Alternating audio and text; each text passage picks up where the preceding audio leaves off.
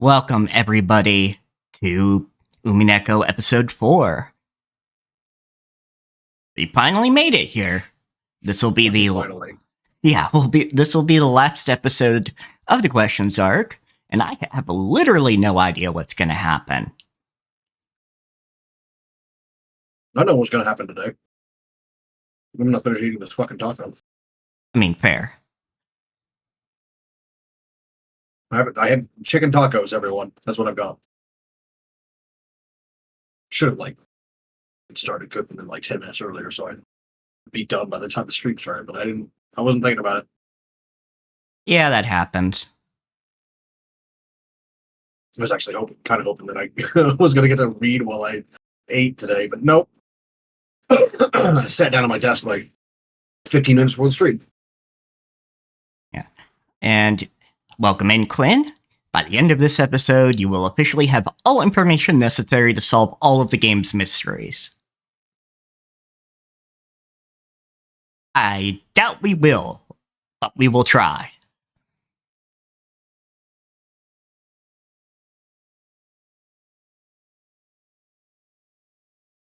I don't know if I like that.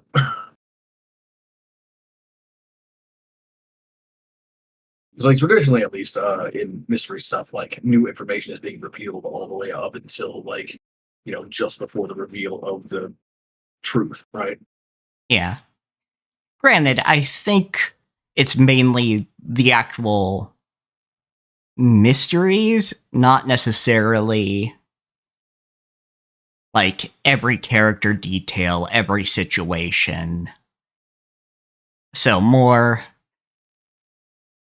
figuring out who the murderer or murderers were or are. What's the cause of all this bullshit? So I mean, besides Kinzo. the root cause of everything bad on this island. I mean, Kinzo. Yeah, root cause analysis. Kinzo is responsible in many different ways. Mm-hmm. Granted, yeah, like Quinn said, yeah, this does not mean that episode 5 will just start with someone saying, X did it.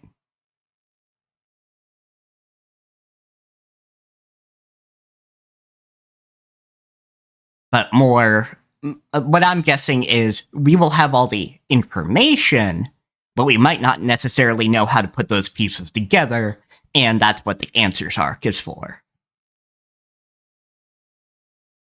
Okay, maybe. Oh, stream lag is already happening. Oh, Wonderful. Wonderful. Let's see. See if I can adjust anything.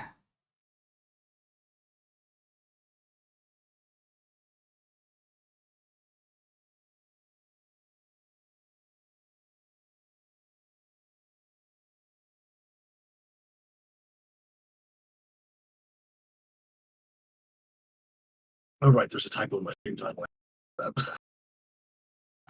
You know what? I do not need to stream on Discord at 1440p.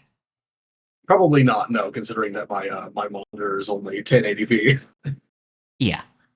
And probably not 60 FPS either. No, not really necessary, honestly. So let's see if that helps things, because, yeah, I am streaming both to Discord and to Twitch. And then you give me just a moment, Quinn, and I will be right back. Reset the stream? Yep, just resetting the stream real quick. Right on.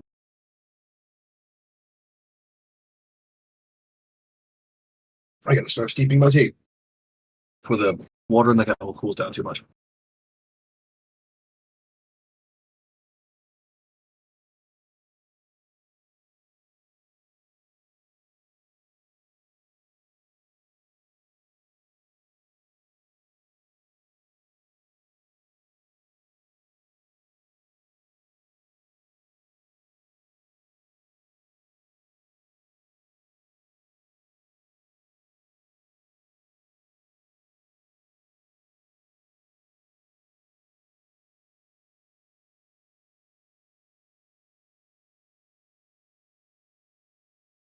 All right, we are returned to stream.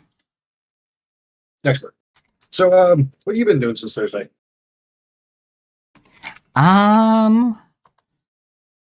Definitely been looking at Dungeon Meshi or Delicious in Dungeon.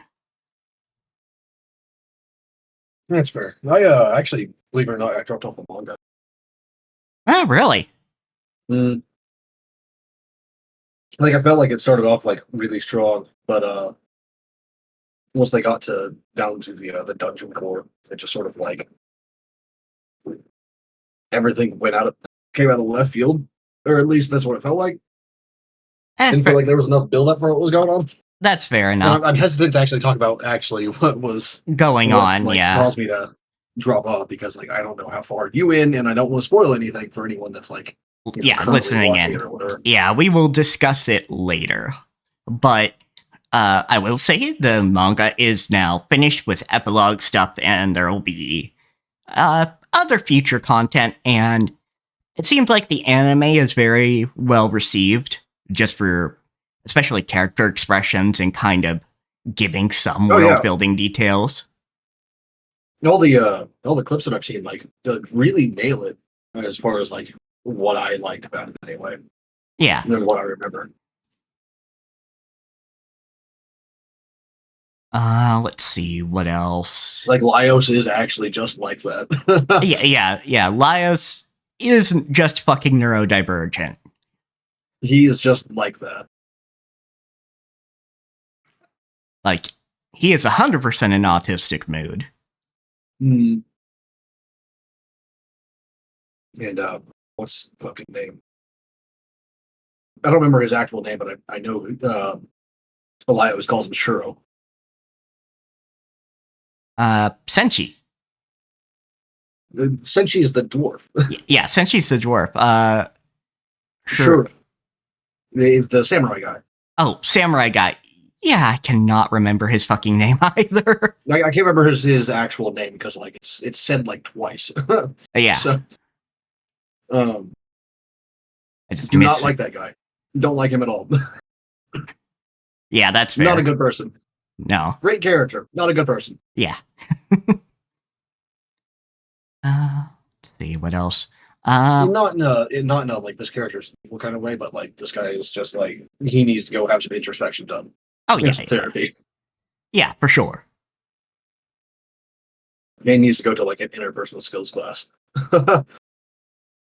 Also that. Let's see. I have not started playing yet, but since it came out today, I got my hands on Hades 2. Excellent. Because it did come out in early access. It's the one where you play Melanoa or something like that, right? Yes. I don't remember how to. Yeah, I cannot remember either. I'm sure I'll hear the name plenty when I start the game. Oh, of course.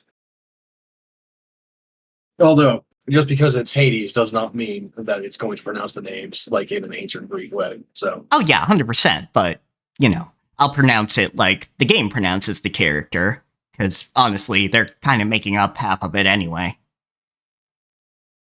Although Melanoa is actually a god. And so is Zagreus. Yeah. Yeah, like they took gods that we don't know much about. And basically it's just like here. We know like fucking nothing about them. Yeah. So that's all. Yeah. We know, with Zagreus we knew related to the underworld. Potentially a son of Hades. Pretty sure it's definitely a son of Hades. I think I heard something like it was Persephone and Zeus was also a combination that Zagreus was related to. In myth and stuff, obviously. And then son of Zeus and Persephone, yeah. However, there is that whole thing about like Persephone being there before Hades in the exactly. So yeah, definitely related to the underworld. And there is some there was some speculation that absolutely, Quinn. Like that's the case where like basically every religion ever. Yeah, every religion. Even ones that are still alive now. It's just like, well, at one point Christians thought this, and this group thinks this and this group thinks that. So Yep, exactly. So it's one of those things. Yeah. Something they mentioned tongue in cheek is that some people thought that, or at least connected Dionysus and Zagreus. Yeah. Thought they might even be the same deity, just Zagreus is another form of Dionysus. there's also connections between Hades and Dionysus, Yes. which always just like tickles me because like the Olympian party boy, it might actually just be like Hades on his off time, off time on vacation, It could possibly be. At the very which would be very funny to me. Yeah, at the very least, there is some deep connection to Pan as well. In that kind of, yeah, sometimes he will just break somebody's psyche. Whoops.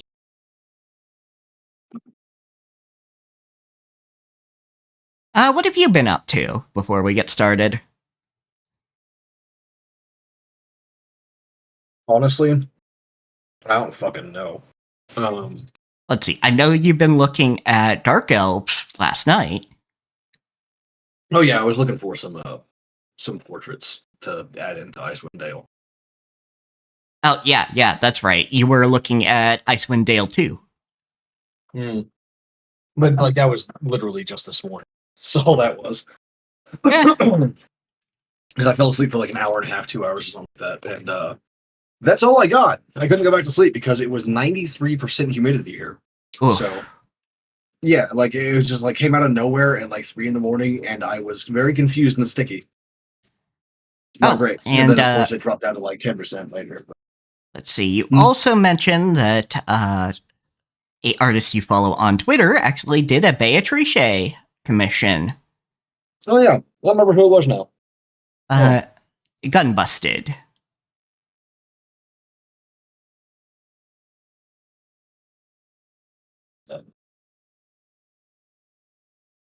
JB. That's it. Yeah, JB. I'll put the link in chat. When did I start following you?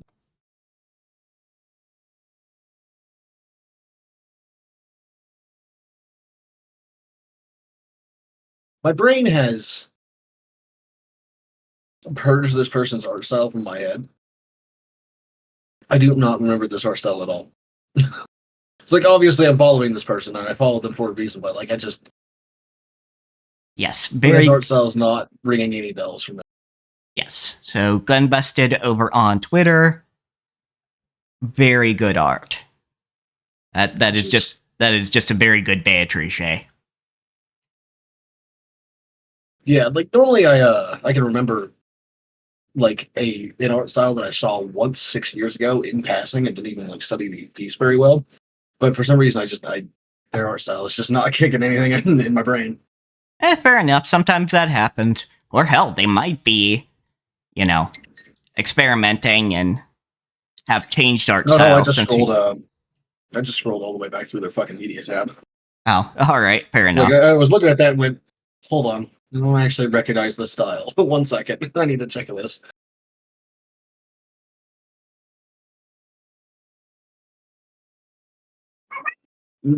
Fuck off, cat. All right, well, no reason not to at least see exactly what episode 4 has. Good morning. Yeah. How shocking that you haven't been forced into surrender even now. By this point, even I am forced to expect a lot from you. Not all of the game takes place on the board. How about taking a little peek at the outside this time around? They say that if you know your enemy, you need not fight 100 battles. The difficulty level depends on you. The manner in which you fought up until now will greatly influence the difficulty of this game.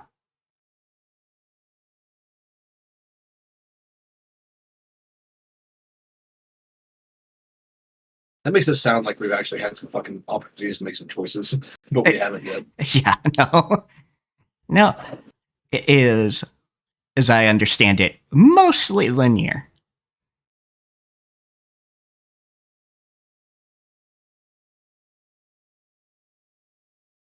And I don't even know what that mostly means. Fucking who knows, dude. Oh, yeah, the first day, 1986.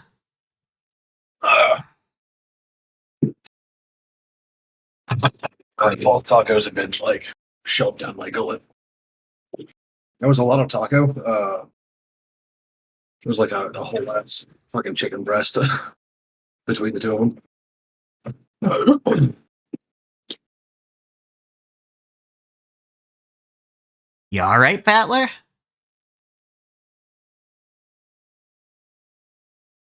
We're already on the ground, and you can't fall any further than that. Lies. Fucking bet. Yeah. Watch it. I will find a goddamn way. Yeah, Battler will fall into a cave somehow. Honestly, I would not be surprised if there's like a deep cave network on Rokenjima. I was doing a fucking like a suplex, and then my suddenly a sinkhole opens up.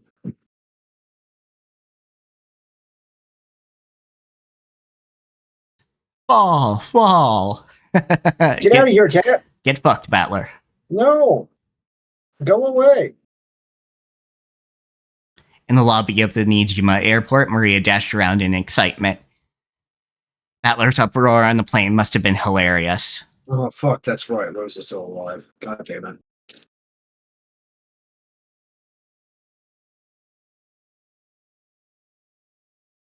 Hey, Maria, cut that out. I'm sorry, Battler.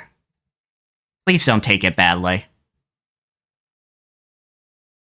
What a pathetic guy you are. Honestly, I'd be wondering where this deep-rooted phobia came from.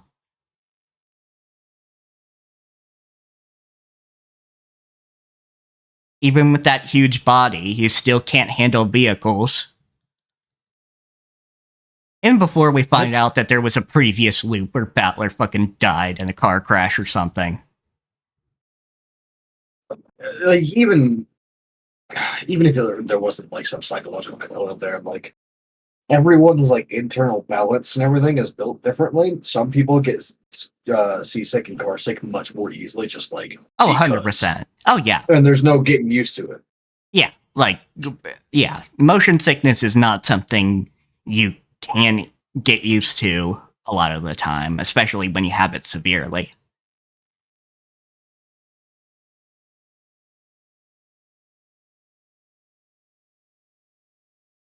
Oh, yeah.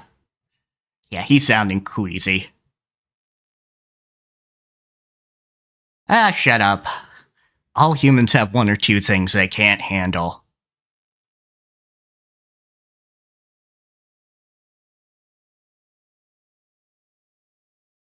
Battler, why don't you come with your aunt on an overseas trip sometime soon?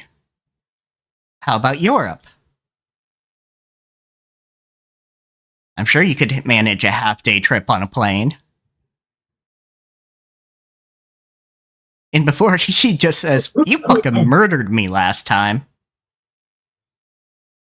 Yeah. I'm waiting for like someone to remember some stuff from the previous loops in like more detail. Stop it, Mother. Battler's dislike for vehicles is probably genetic. Who has the dislike for vehicles that's also genetic? Oh, yeah, you mean Asumu?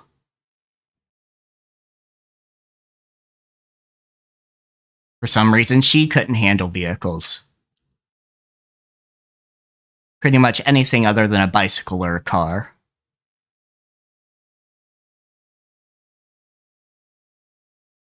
Whenever we tried to go far away, that woman was so annoying with the, not this, not that.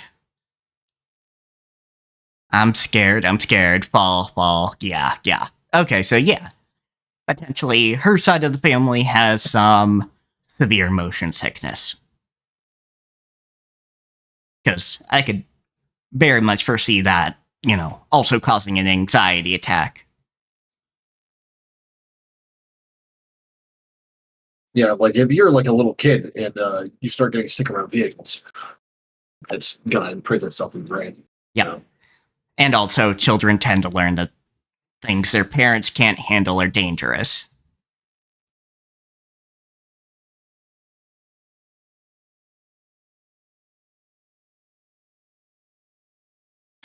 I'm sure Battler saw Asumu doing something like that and learned that vehicles are scary.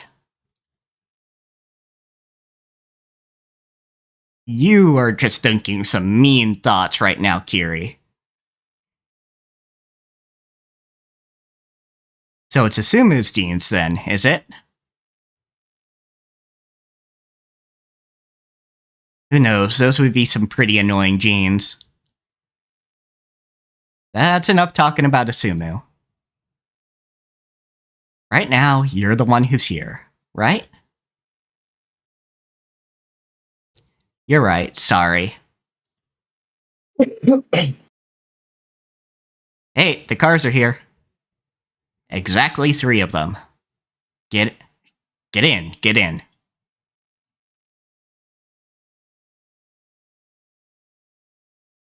Fall. Where's the parachute? Fucking kids are mean.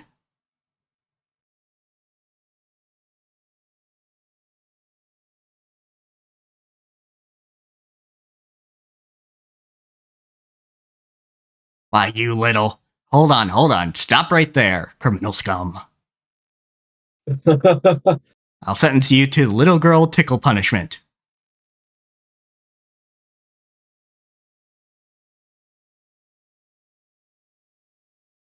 Thankfully, the fucking cats are finally calmed the fuck down. Yeah. Being in high spirits is such a wonderful thing. Oh, yeah. Put some stuff on the other screen. Yeah, possibly also a bit of whatever it's called, the thing where autistic people repeat sounds they hear. Yeah, that makes sense. Yeah. Because, yeah, I definitely did that as a kid. I still do it sometimes, but definitely not as often.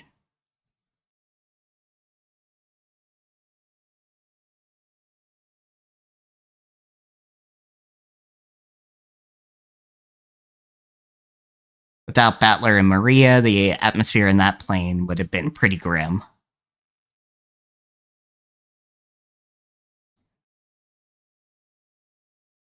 Thanks. I'll assume you mean that literally. Hey, brats, the taxis are here. You can play around later.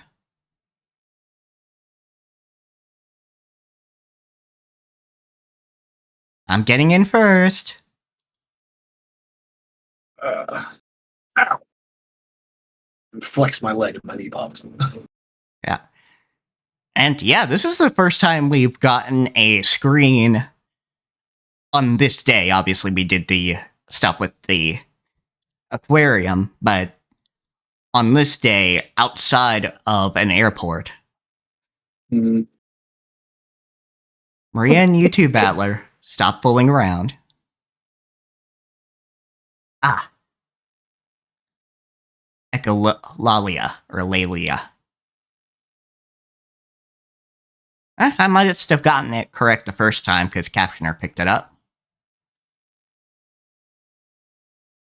You'll bump into someone. The tone of Aunt Rosa's voice grew a little frightening.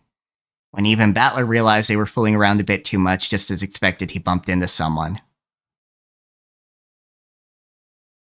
Oh, sorry. Battler, you guys are going in that car.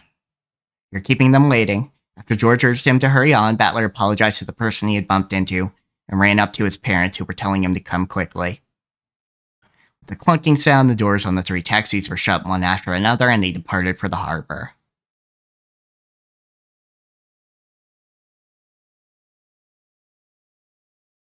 As their taxis dashed away, the entire world grew suddenly dull and slowed to a halt.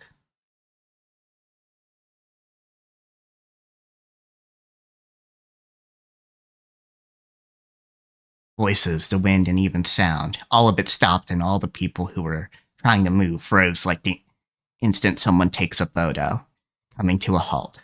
People and machines and clock hands, even the dust dancing in the wind, were frozen. Some people who were walking froze with one leg still in the air. Scraps of paper dancing in the wind were pinned in midair, frozen in place.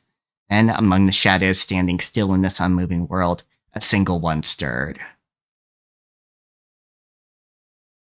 Yep, kind of had a feeling it'd be you. It was a girl. The girl Battler had just bumped into.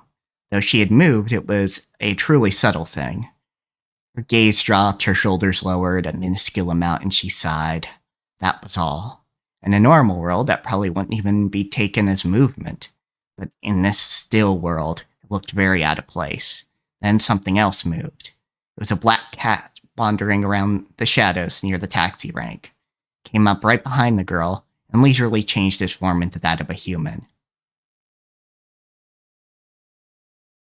This was no cat, it was a witch.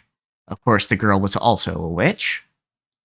As the witch stood still, her gaze still downward, she muttered,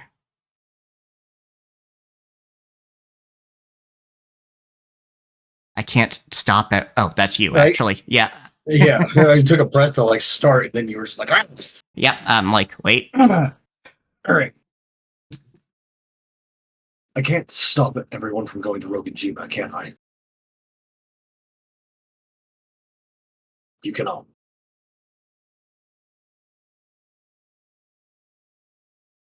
Um, Okay. Are you done, Burn Castell? All right. On October 4th, 1986, you are not here.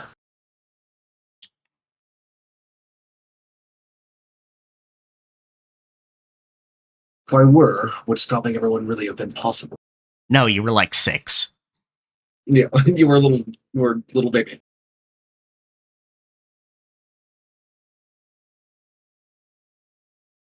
Yeah, you might be able to like drag like one person away, and that's it. Well, I can't imagine what a 6-year-old girl could do to make them turn back. Still, that's right.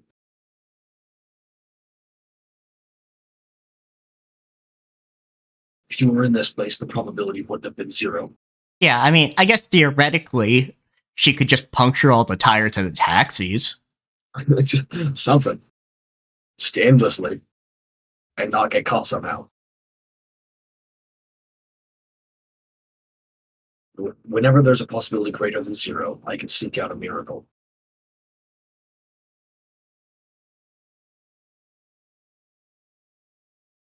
If I hadn't been sick, they hadn't left me behind, you wouldn't be a witch right now, nerd. You'd be dead. With her head facing downwards, the witch tightened her fists. They were trembling very slightly. Your ass would be dead.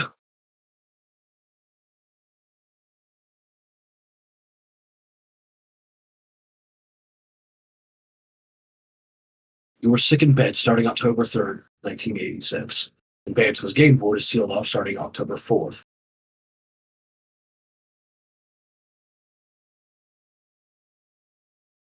You are not given a chance to avoid getting sick.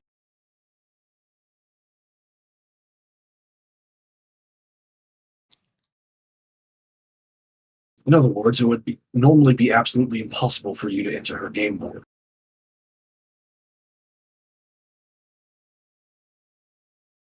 Thanks for being patronizing. I know that.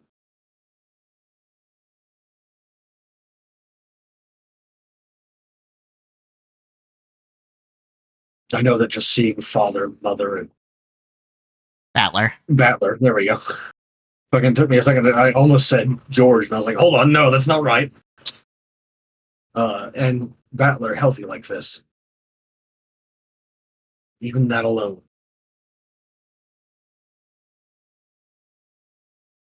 Is a spectacular miracle. Angie had tried to stand in the way of her family, attempting to stop them from leaving the airport and heading towards Rokanjima. However, it was impossible for her to exist on October 4th, 1986, so she couldn't do it. Even though her brother had only bumped into her and apologized, even though he hadn't realized she was his own little sister, it had been such a miracle that she could cry.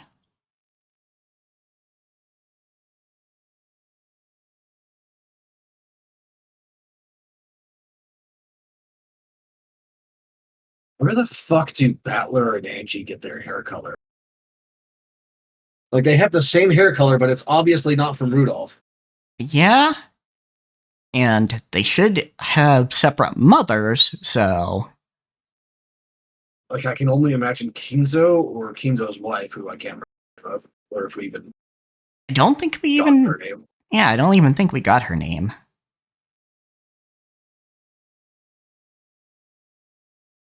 Sorry about the sarcasm. I won't waste the miracle you've given me. Yeah, I guess that. Or I just cast wish.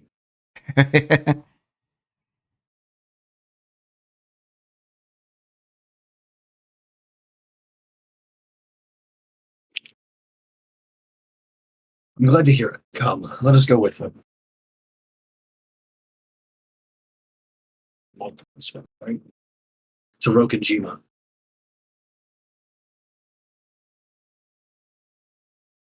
All of the pieces are already gathered. The curtain will open on the fourth gate.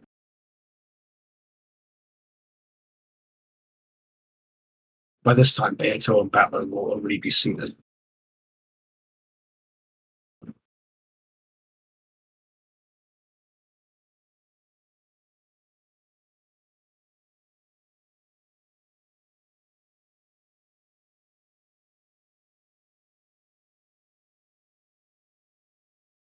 I have thoughts about this dialogue, but I can't actually put them into words, and that's upsetting. Hmm. It's criticism thoughts, by the way. Yeah, I figured. It's like I'm sure everyone knows by now that I'm a very big fan of I don't know the exact term for it, natural dialogue, very little exposition or weird repeating sentences. Yeah. Which always means that there's obviously a gap in my understanding of what realistic naturalistic dialogue. Maybe that I was thinking naturalistic dialogue, but I thought that maybe I was getting the naturalistic from naturalistic lighting, which is something entirely fucking different and generally considered a bad thing.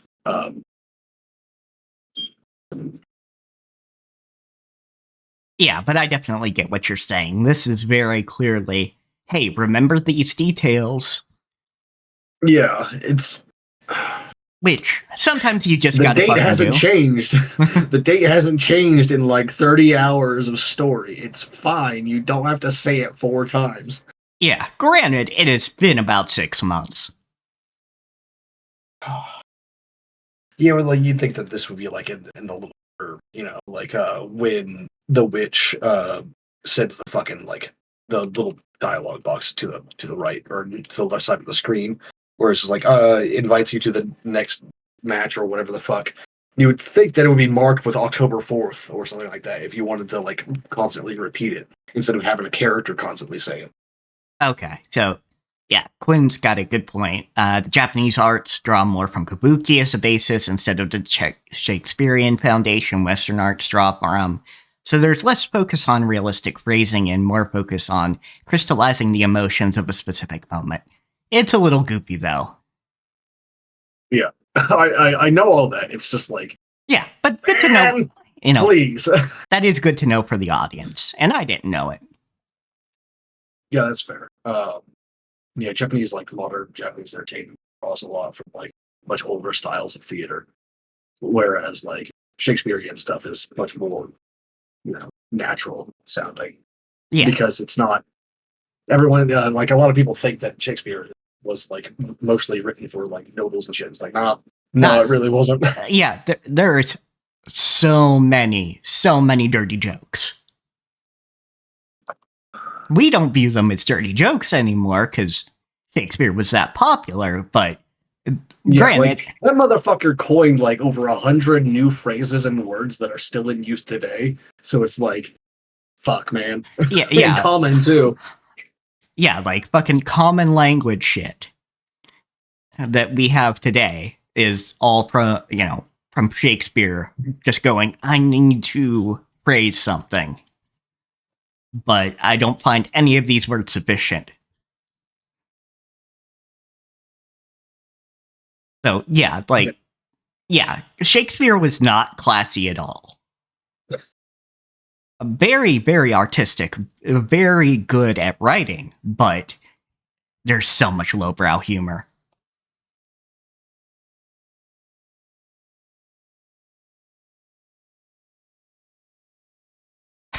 If you wanted to show something to ancient Greek playwrights to find a common language between our world and theirs, go for the Three Stooges.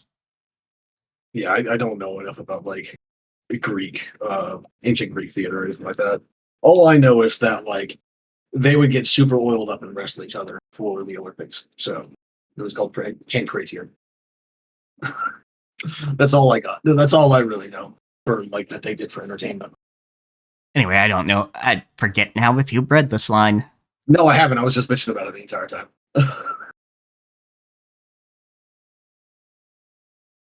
To Rokenjima, to where everyone's fates changed. To the Rokenjima of October 4th, 1986.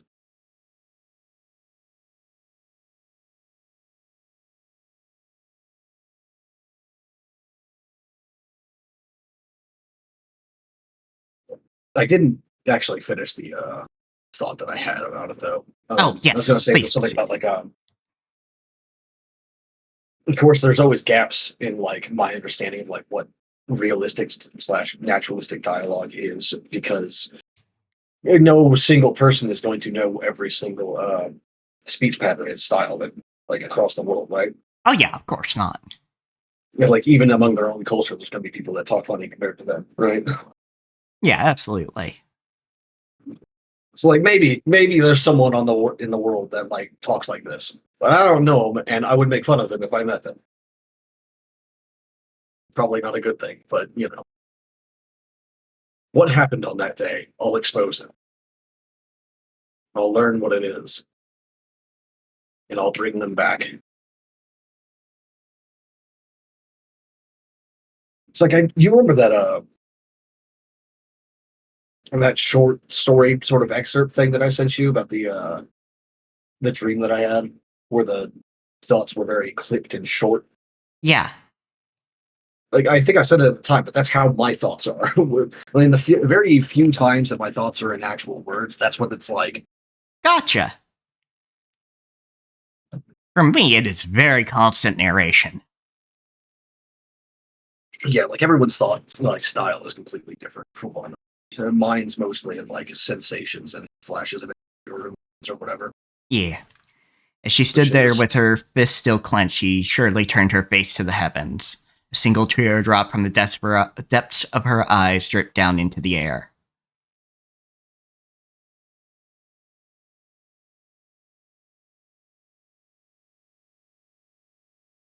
And when time started moving again, the two witches' figures were swallowed up by a blowing gale and erased in an instant. this isn't a criticism. This is just something I've noticed, and I think I actually kind of like it. The thanks for the blast in the ears. The narration in between like dialogue bits is very like someone telling a story afterwards, Yeah, absolutely. which I think is kind of nice. Kind of like that.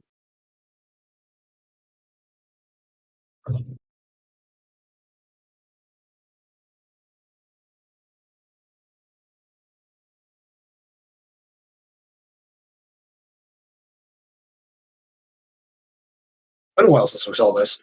Yep.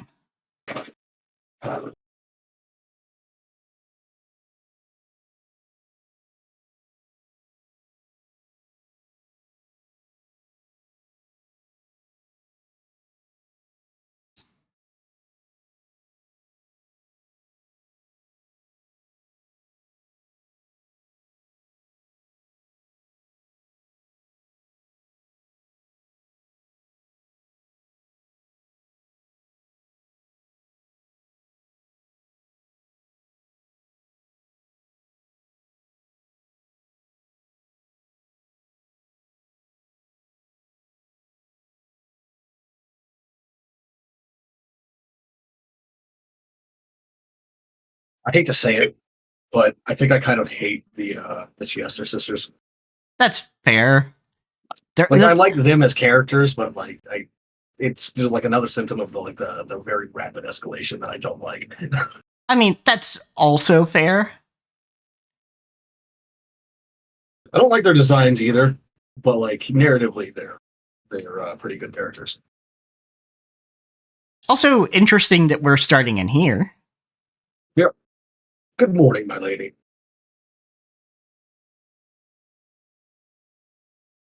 My, you do appear to be in a good mood. What a pleasant awakening you seem to have had.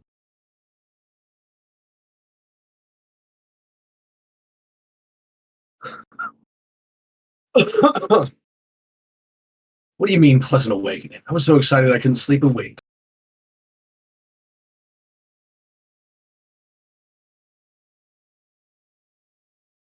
After all, the curtain is rising on the fun fourth game. And it's not at all that you're deeply, deeply terrified of Lambda Delta now. Yeah, of course not. It seemed that she truly had been so excited that she hadn't gotten any sleep. Did she show absolutely no signs of lacking sleep because she was young, or because she had the mind of a little kid? Renobe chose not to say that aloud and laughed his usual laugh instead.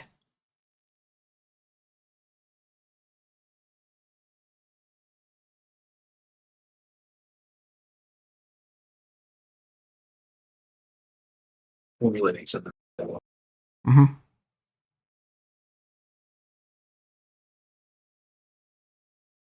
This is going to be another one of those critiques that I have that may not be a critique in hindsight, sort of deal. Yeah. Like as of right now, it sort of is. Um, I do not like that. This is probably just like a symptom of the time, honestly, when I think about it. Yeah. But I do not like that Lambda Delta is a mastermind extra, like further antagonist sort of thing. Mm-hmm. I prefer the ones because, like, I think it's in this specific scenario that I prefer a different kind of like extra antagonist. Because the Great Witch Beatrice, the Golden Witch, the Endless Witch, blah blah blah, has been hyped up as being one of the most powerful beings, period. Right?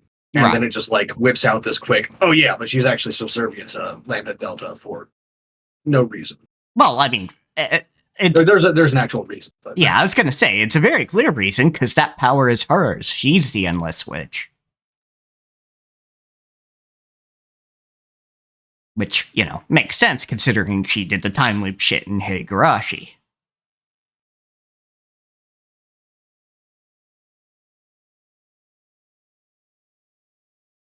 Yeah, I mean, like, there's no like narrative reason. Like, there's no theming reason for the theme of it. Yeah.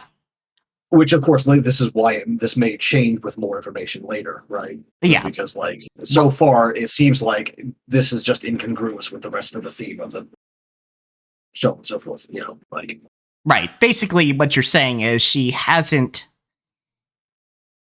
added a new theme or really heightened a current theme already. Yeah, it's just like, it just feels like for the sake of Beatrice not being the biggest bad, right? That's all it feels like. Yeah, and again, that could change, especially with the Answers arc.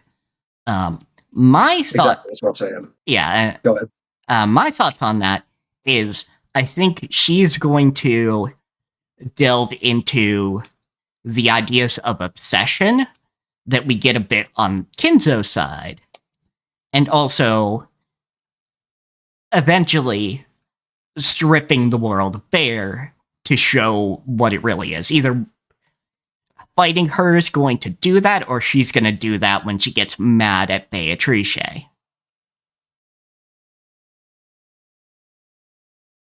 And yeah, I can see that. You know, because there is something about Beatrice in her true form that she absolutely detests herself. I think we can believe that as far as one of the reasons why she wanted Battler to cover his ears at the end of episode 3. Because again, you know, I don't know until we get like more stuff that corroborates all of that. Yeah. I don't know that I'm going to trust literally anything that happened in the third loop. I mean, fair enough. But also, Lambda Delta did say, oh, you hated your life. I can put you in a That's shard true. that has an even worse outcome. Well, I think we can trust the memories at the beginning of the third loop because they weren't part of the deception yet. Yeah, that was Like, just the deception hadn't started, sort of thing. that was just more. We didn't get to see the true nature of Virgilia or what she had become later. And so, with that very nice idea, like, oh, that's what she was like when Beato was a kid, we go, oh, okay, she's a nice lady. Oh, I was thinking more of like on her family. What little was said of Banto's family was that her grandfather was very stern and angry, Yeah, her grandfather was not very stern. loving. Yeah. So I think that might lend a little bit of credence to her not liking her true form, whatever the fuck it is. Yeah. Yep, I can picture that.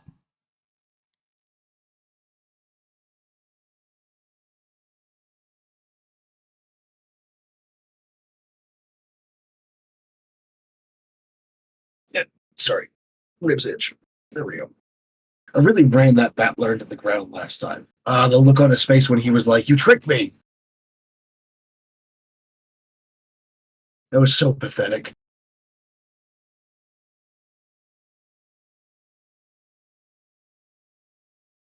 Even so, is that guy still feeling down? I mean, you did kind of fucking catfish him.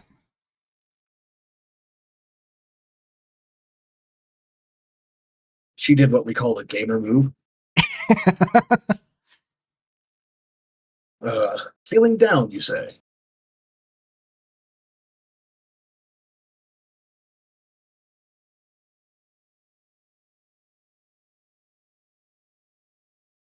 He's like 17. Yeah, which just kind of speaks to what Beto's life was like. He was like 17 or 18 or something, right? Like, Yeah, fuck. like, yeah. Leave him alone. Like, I hate Battler, don't get me wrong, but gods. I think it's perfectly fine for someone to be like a little trusting when they're 17 or 18, you know? Like, shit. Well, that's right. That man's a bit too trusting for his age, isn't he?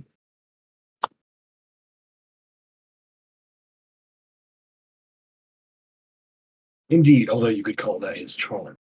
Yeah, another reason that people might be a little into Renove Battler. Stop that.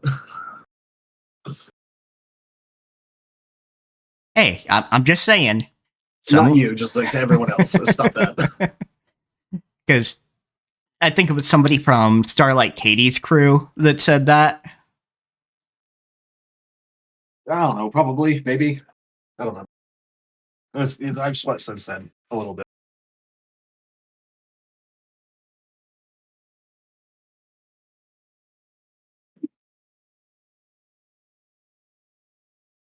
Ain't it the truth? Ain't it the truth? Well, speaking of which,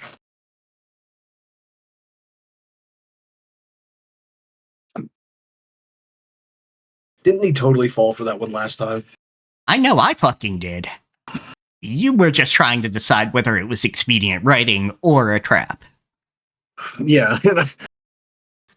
I think like some people are going to listen to that last episode and be like, "Oh, that's revisionist. You weren't actually thinking of that, Cat." It's like, no, you go back a little bit, and I actually did bring it up. Yeah, and at the very least, you were like, yeah, this doesn't feel right. This doesn't feel earned. It didn't feel earned on Battler's part, you said. And also, it explains why Beto was losing to Ava Beatrice. She was taking a fucking dive. Yeah, that's definitely a big one right there too. Fuck. I hadn't even thought of that yet. Yeah, because you were like, oh yeah, this feels wrong. Why is she winning when she literally has only had this power for a few days? But now it makes sense. She could always command the Chester sisters. that was just Renove being a liar. Which, Yeah. fair. I mean, he is a demon. What'd you expect, right? Yeah, absolutely. Yes, totally and split. Violated the purity of one never deceived since the time of his birth, as well as his rosebud-like innocence, all to your heart's content. That is some uncomfortable phrasing. That is very much. It's very much trying to make Beatrice out to be a cradle robber.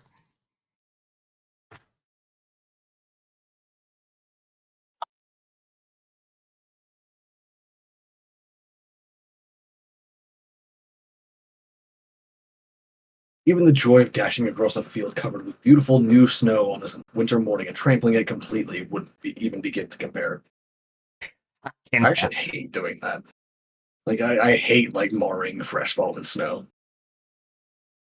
I just want to look at it, but also, I gotta get to the mailbox. Yeah. That is fair. But damn, Renove, you are kind of hammering this in. Yeah, a little bit.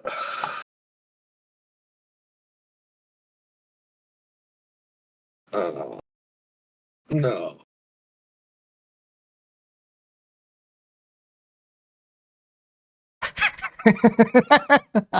I love you, Renove. Didn't you take Lord Battler's innocent heart and quite thrillingly, splendidly, atrociously, mercilessly, and unculturedly just go just a little too far?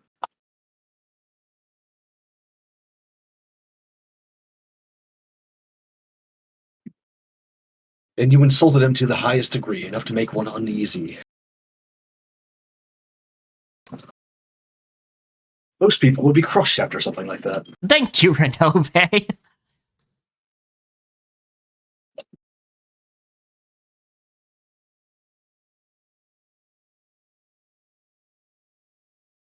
So much so that they wouldn't want to see your face ever again.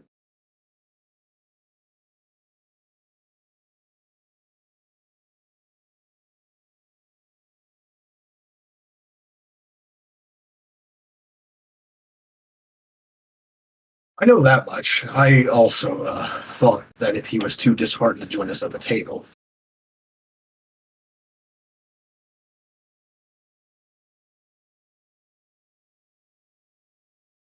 Even though the fourth game is finally starting, that would be such a pain. I mean, it would kind of cause problems. A little bit.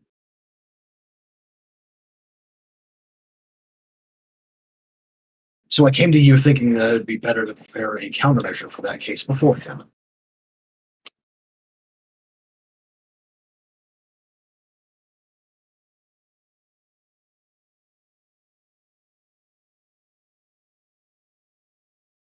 In that case, perhaps it really would be best to prepare such a countermeasure. You still want Battler to like you. Yeah. I don't think she's quite figured that out yet, but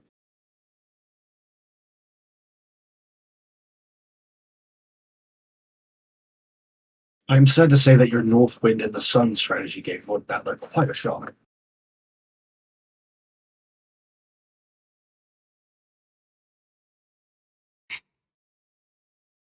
A shock, you say?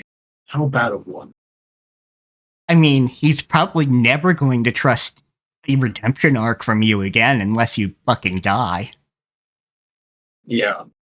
Although she did that time. I mean, yeah. Genuinely killed herself for a second there. I mean, true. She was just relying on Battler to bring her back. True enough. Beato lowered her voice. Second goddamn rug pull coming in, like it's gonna say, "Oh yeah, that wasn't a real death." Beato lowered her voice slightly, asking timidly. Renove followed suit and lowered his voice in the same way. You two are in the same fucking room with no one else listening. What the fuck are you doing? That's not a criticism, by the way. That's just me making fun of them. Yeah, absolutely. Sometimes you just make fun of people. That's something people do, is like lower their voices conspiratorially, even though there's no one else in the room. And it's funny. In truth, he has been crouching and clutching at his knees for some time. Yeah, that makes sense. He kind of thought this was going to be all over. And if you guys didn't fucking spike the ball, you would have won. Yeah, like genuinely, if Virgilia and Banzo hadn't like freaked out there at the end and did their weird faces, he would have just signed it. Before Angie even got a chance to crash the party. Exactly, yeah. I spoke to him several times, but he did not answer.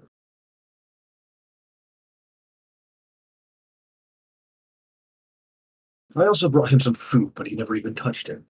See, I would just be anxiety eating. I honestly don't know what I would do. Presumably, you don't.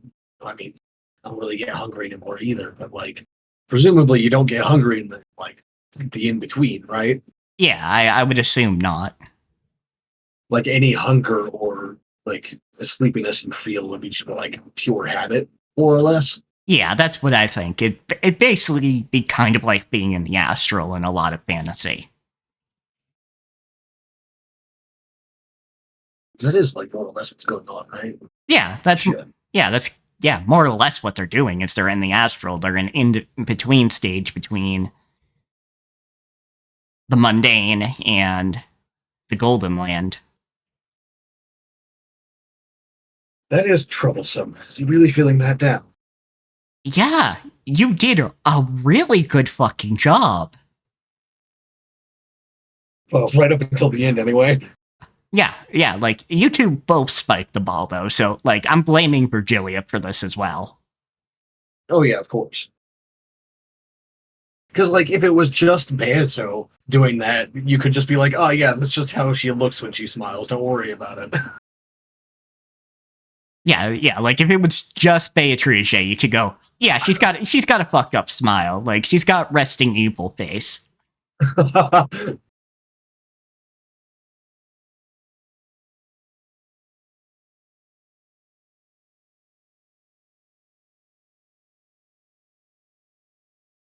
This is only natural. After all, you thoroughly beat him down, my lady.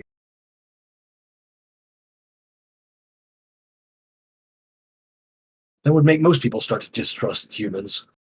I would say make most people start to distrust others.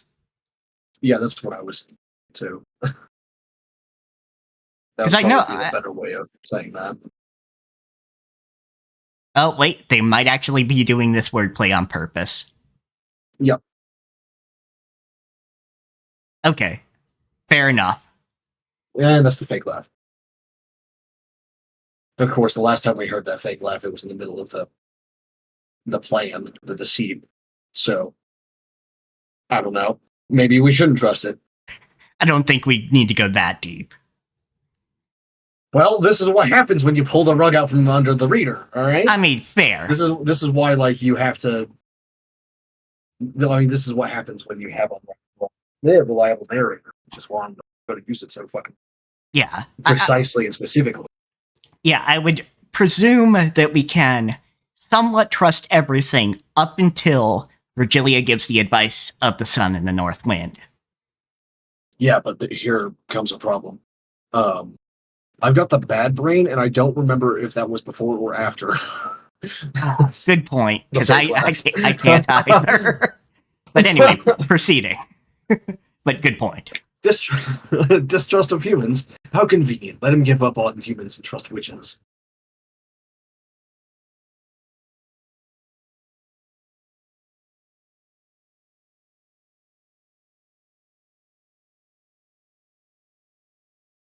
Sorry, I shouldn't fool around too much.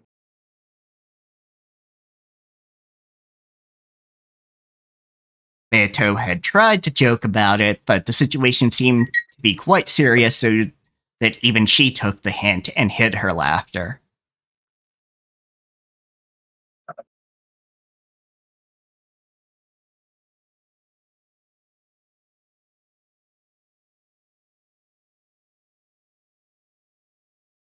Is it really that serious? Should we wait a little longer before beginning the fourth game?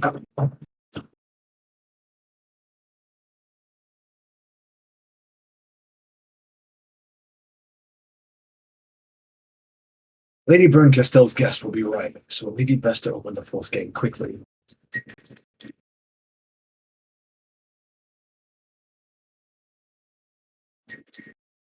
However, perhaps you ought to show a little concern for Battler's feelings, my lady.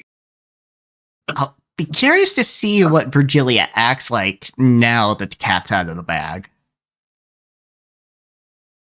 Yeah.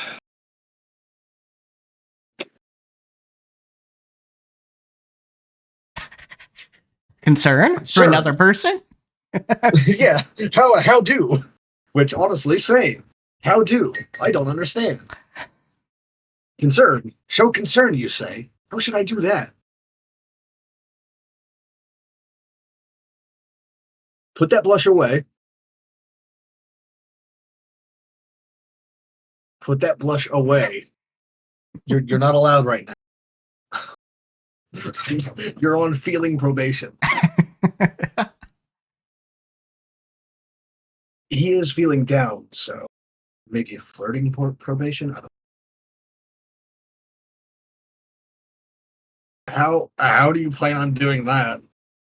Do I even want to know? That's right. Shall I cheer him up?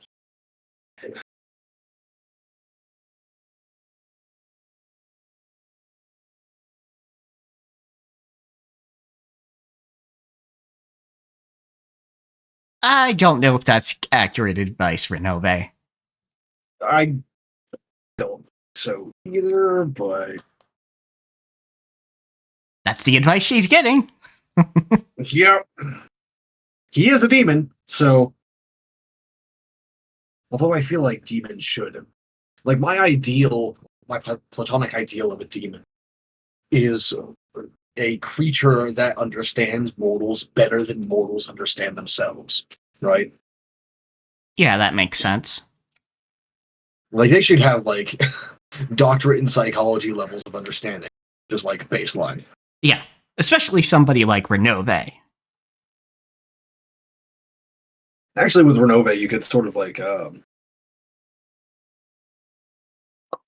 get away with making him a little less adept at it because he's a noble of hell specifically, and not just some random demon.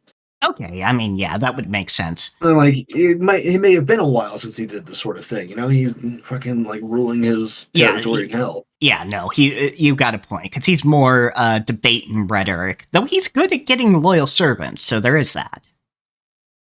Yeah. Actually, let's have a get Renove from the Argoitia.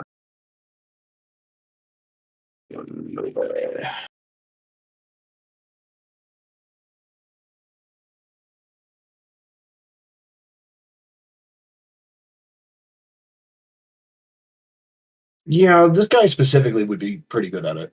He put all his skill points into baking.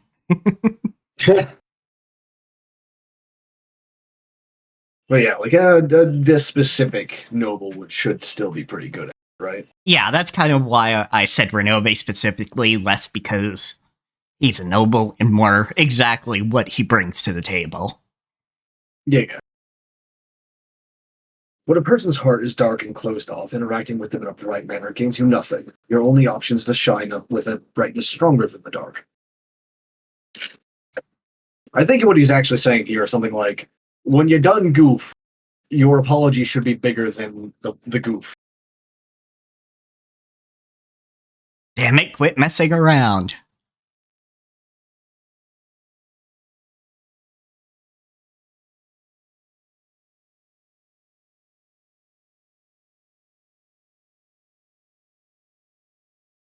Battler, over here. A croissant baked by Lord Renove would be wasted on the likes of you.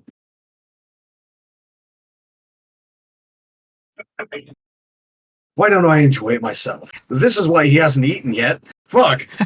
Either that or that's their attempt to get him to eat.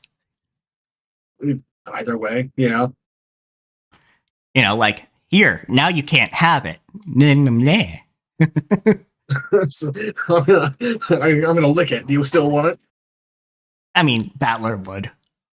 Yeah, the Battler specifically, because it's girls.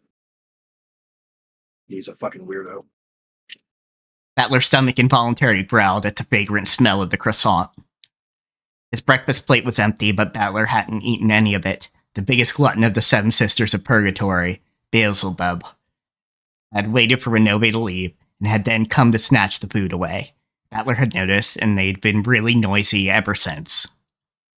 Even though Beelzebub only had to give it back immediately or else throw it into her own mouth right away, she intentionally ran around in circles making fun of Battler.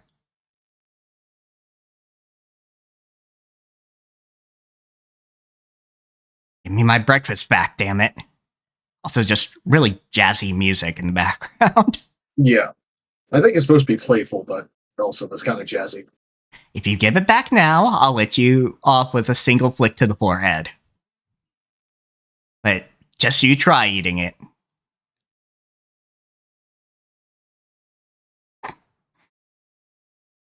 Why are you like this, girl? They are all unbelievably horny. I know, they're all like this. They're all like this. What, are you going to eat me up instead?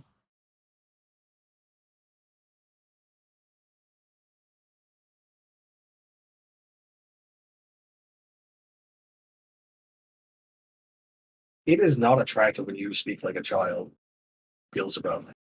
I know that's a thing for some parts of Japan, but that is not attractive. It actually just makes me want to like stuff your head in a locker. If you think you can, just try it. I'll bet I'll be as sweet as honey penguins.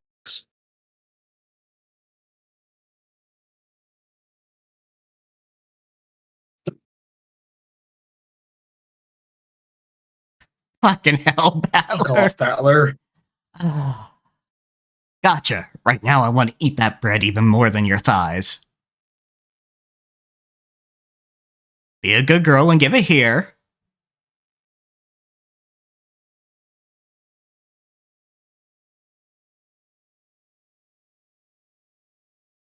Put it in a fucking sleeper hole. Since it sounds like you've already got the grapple, now you just put your arm around her neck and just squeeze until she passes the fuck out. She's a demon or a homunculus or whatever. It's not gonna kill her. Don't worry about it. Just squeeze, and once she's on the floor, you just grab your food. And, yeah, I mean, admittedly, put her in a locker or something. They have turned him into meat puree more than once. Oh yeah, that's true. But but yeah, she's an actually good person. So you resist until the end.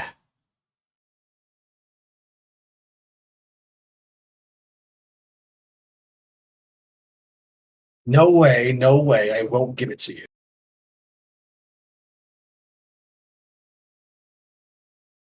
Even the croissant wants me to eat it. Stop anthropomizing the food, for fuck's sake.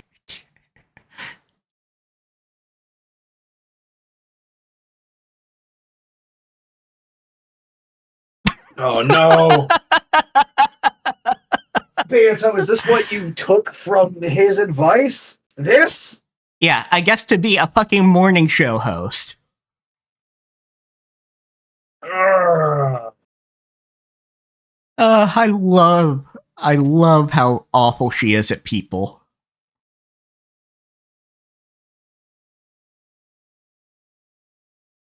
She's even worse than I was as a child, alright? That's fucking saying something.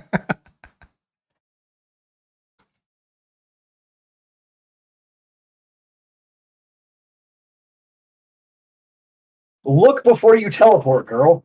Fuck's sake. The fantasy only advice: look before you teleport. Good morning, Battler. Are you still moping so early in the morning?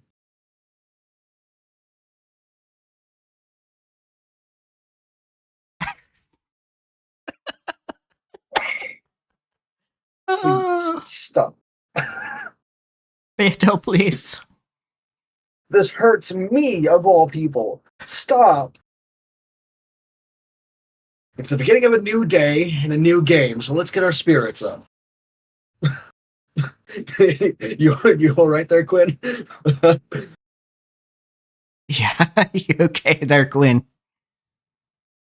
I don't think that was censoring on the part of Twitch. I think that's... so. So you get anything in the activity log? Oh. URLs in chat. Yeah, if you want to PM it to me, I'll put it through. Ah, yes. Okay, that phrasing makes me think of the joke comic where the succubus like kicks open the door, but just like flings the door open and just screams in the room. Okay, which one of you degenerates like hand holding?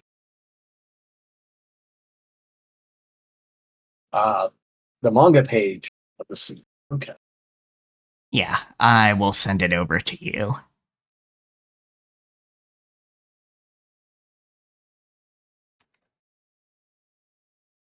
Come on, paste it over. Okay, do I have to do that? Okay, now will you paste it over?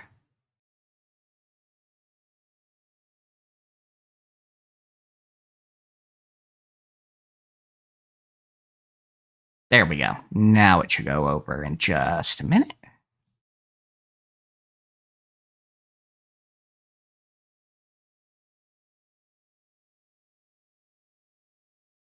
Fucking hell, I love that.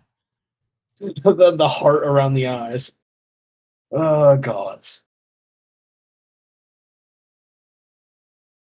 Why is that so well drawn? Specifically that side panel and the heart around the eyes. Like, why is that part so well drawn?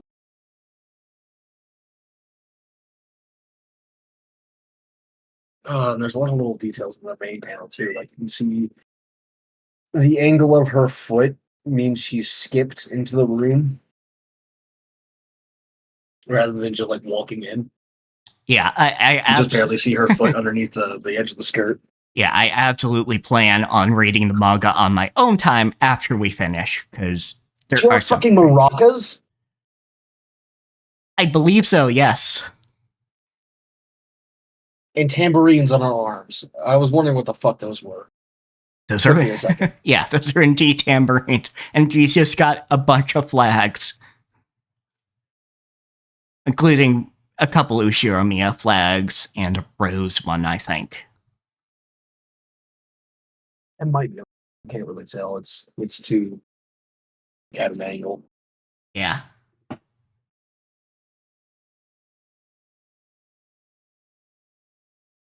See, I was just gonna read the manga, Quinn, but then Mal sent me an invite to the like a Monday and Thursday stream for this instead. So I was like, "Fuck it, all right, I guess." I'd have finished the manga in like a night, but you know, hey, this works too. It's something to do on stream days, so fuck it. Yeah. And I probably will end up reading the manga anyway because like Yeah, Mal has been finding the death scenes for me after like they happen and just like sending me the panels. It's just like, oh yeah, there we go. That's what I want. Yeah, because cat wants blood, gallons of the stuff. Absolutely. She flung. Hey kids, you want to see a dead body? She flung the door open like a marathon runner drawn on a certain caramel box. Cultural reference that I don't get. With her hands held high and an idiotic cheeriness. Beato appeared.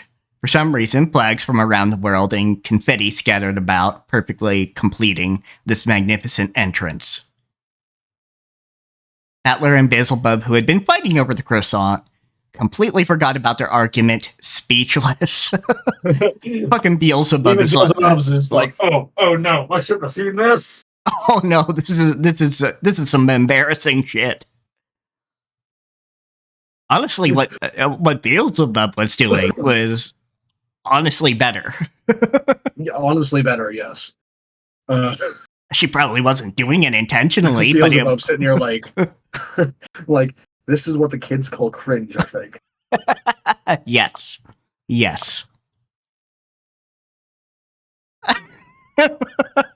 The fake ass laugh.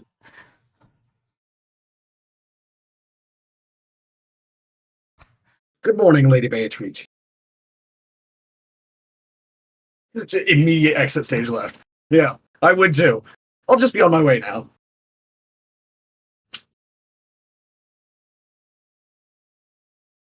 Here, Battler, say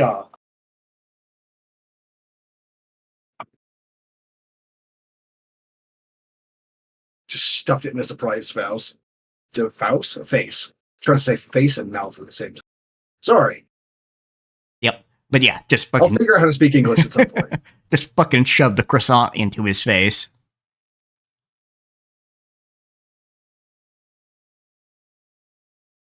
Hey, morning, Beato. Glad to see you're cheery this morning. Beato and Battler looked at each other. It seemed neither had a clue what was going on with the other. Hey, I was just sitting here like, fuck, what did I do this for? God damn it. Oh, Battler. What's going on, Renove?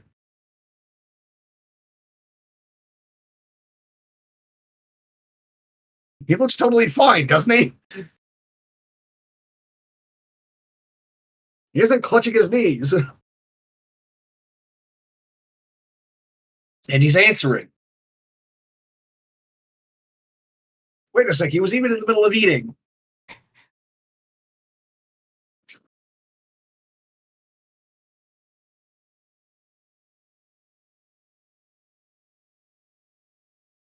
Demonic Cupid. oh. I see. Half truths. No, he was sleeping like a baby in his futon, clutching his knees.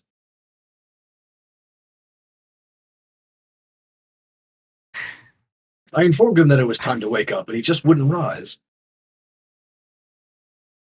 The prestige. I tried to feed him, but it seems that naughty cat wandered in and prevented that. Fucking Renove. Fucking bless. I mean, you gotta have your fun somehow. Oh, of course.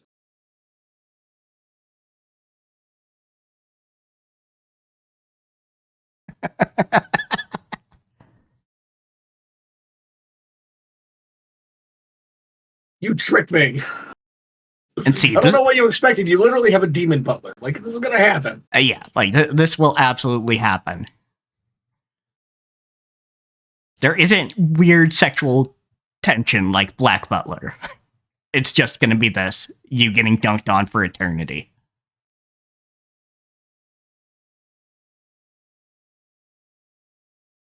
Actually, that weirdly reminds me of something that I saw.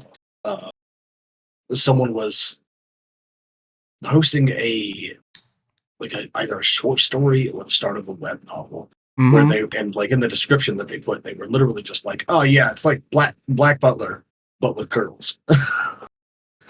This is like, all right, fair enough, I guess. There are certainly enough people who want some trashy Yuri.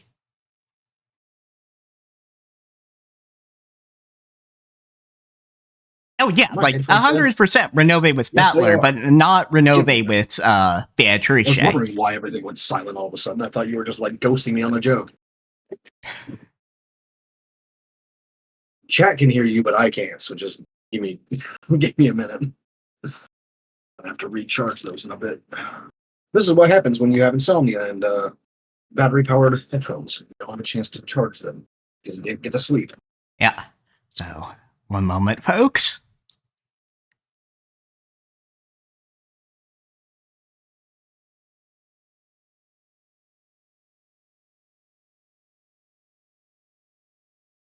There we go. All right. What did I miss? Let me see here.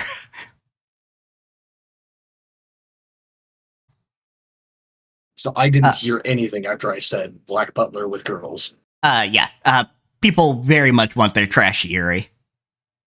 Yeah, that's true. Yeah.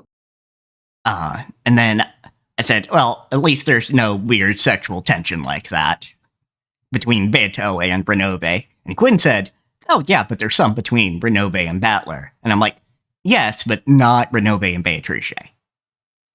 And that's all you missed. I feel like with Renove and Battler, it's mostly just like Renove doing the exact thing that will disquiet Battler the most. Yes. I mean, fair. But also, I mean, that's kind of what Beto does to Battler as well. That's true. Yeah.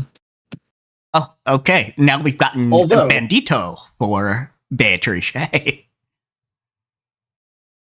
Although Renove never blushes when talking about Battler. So Fair. there is that. You should talk. Weren't you the one who played that massive trick last time? I don't have a clue what's going on, but it looks like you got what It's you his deserved. love language. Fucking with people is his love language. Honestly, mood. By the way, Renove, nice one.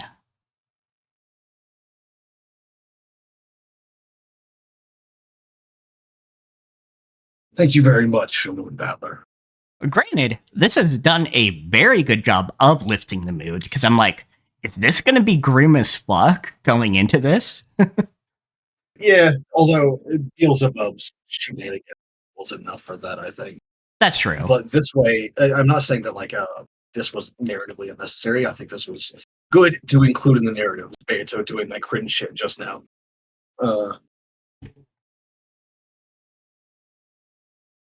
But like Beelzebub's shenanigans was the only one that was actually necessary to.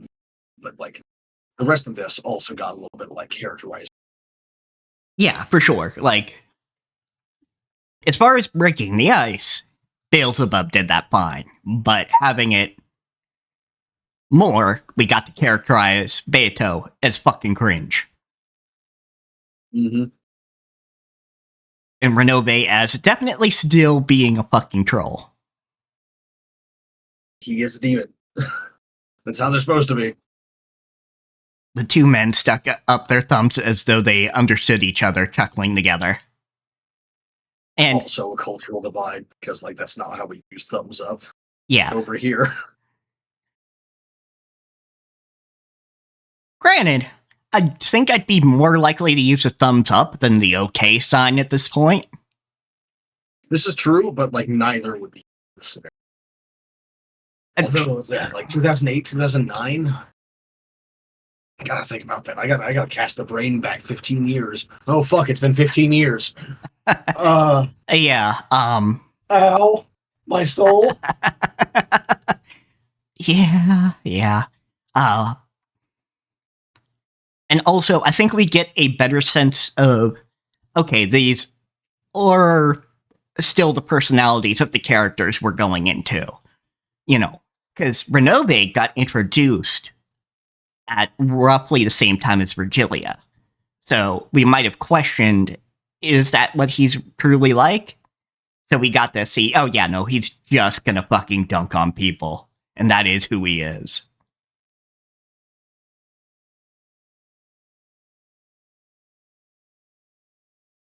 I think instead of okay signs or thumbs up or even finger guns have been making a comeback lately, but only because we're giant nerds.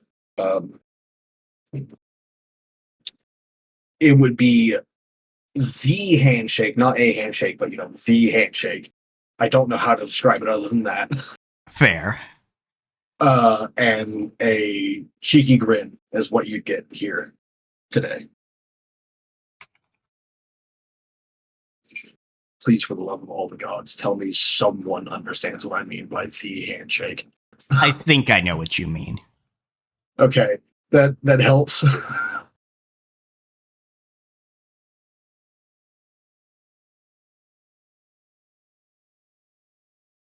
Let's see.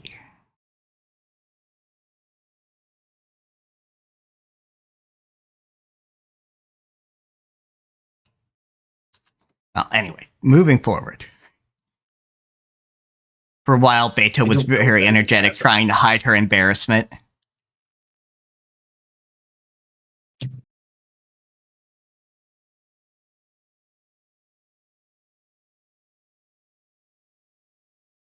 I don't know why, but I was just hit by a very powerful craving for apple juice.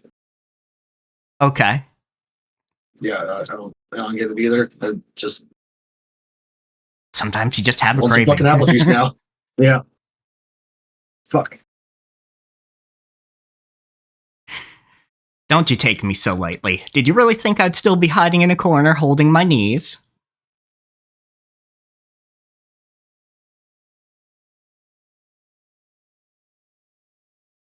Then who was that person crying their eyes out in frustration last time? Very powerful craving for apple juice is my middle name. Yeah, I get you. I understand. You could have gathered your tears in a jar and called it face lotion. What? Huh? Bitch, what? Okay. What does that mean? She's gonna moisturize herself with Battler's tears. I guess? Is this just like a phrase that didn't translate right? Or like, am I missing something? I think she's basically saying you could have a whole bottle of lotion filled with Battler's tears.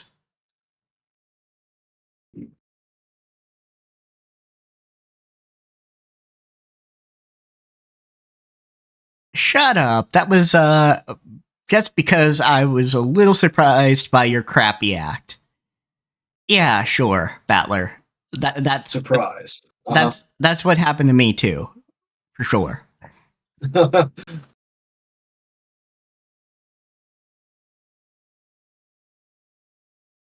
might have looked a little lame, but don't think the same move will work twice. Let's be honest, if she has a real redemption arc, you're gonna give in. Yeah. Hello, Bedwards. Welcome on in. Of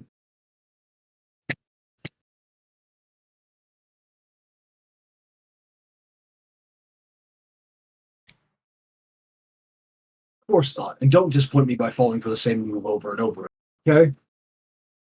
Let me see here. I'm gonna refresh the multi-chat because it's not doing what it's supposed to when being a multi-chat. Yeah, that seems to happen like every fucking stream, honestly. Yeah, like it worked fine last stream, but then it didn't work this stream.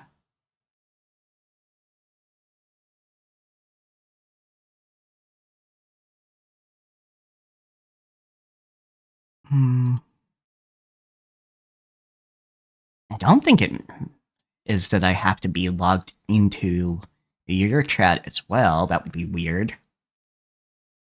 But just in case, I will up and up.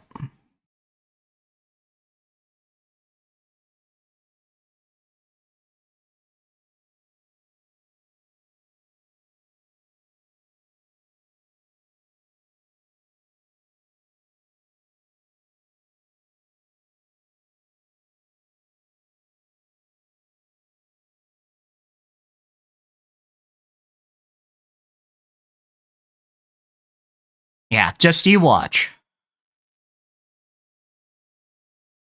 I'll show you that I'm a guy who gets stronger every time he's beaten down. Are you sure about that? Beto. Yes. What?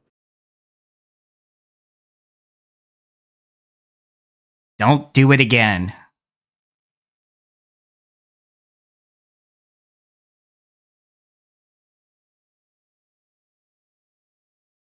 Don't phrase it like that. Ah. Happy National Women's Day, everyone. It's Why not is that? So you really are weak against a rear attack. That's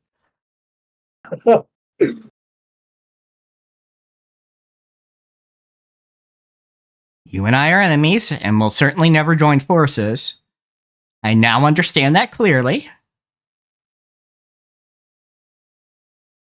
So don't you ever try to trick me about that pact again.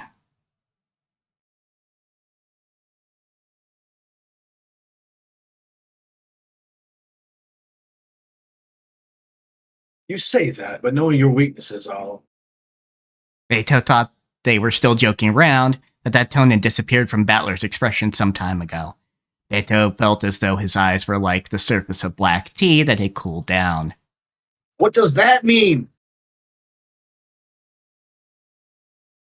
What? Cold tea? Huh?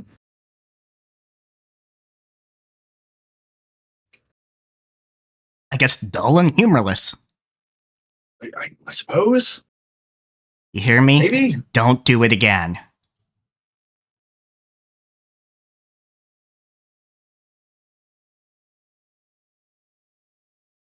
I don't get it. I might do it again when you've forgotten, right? Don't do it again. Pierced by his strong and forceful gaze, Beto held her tongue. Maybe she was certain that Battler would break that silence with laughter. However, Battler's serious expression didn't change in the slightest. So to break that silence, Beto had no choice but to start laughing herself.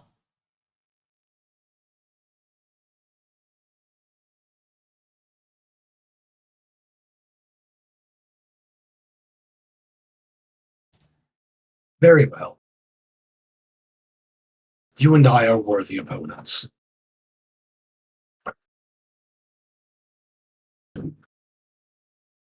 No matter how friendly our relationship, we'll never be anything more than a pair of enemies. Enemies to lovers. Enemies to lovers. Enemies to lovers.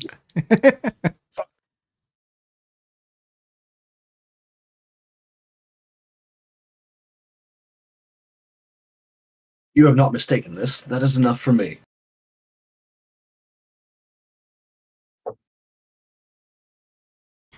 That's right, I almost forgot you were my enemy for a second there. I won't embarrass myself like that again. I won't fall for your rear attack again. I don't believe you. Never again.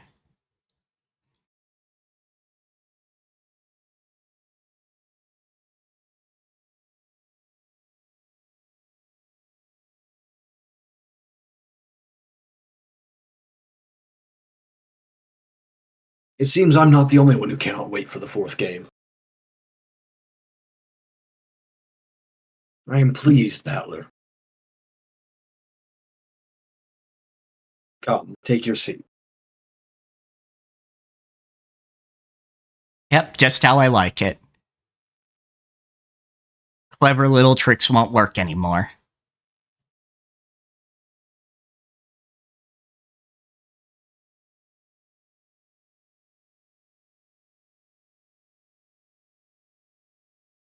Stop acting so tough. You remain in a state of surrender for the last mystery in the previous game. Mystery of Nanjo's murder.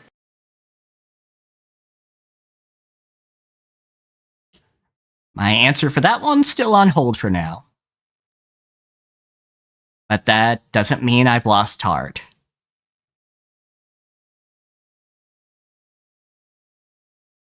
I'll definitely break your red truth and show that I can deny witches.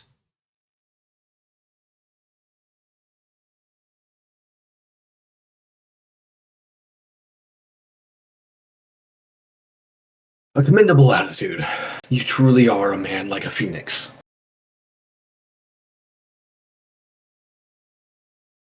Don't betray my expectations.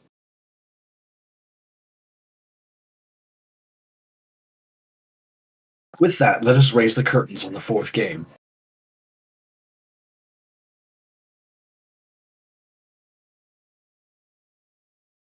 But before that, it seems we must welcome a new guest. A guest?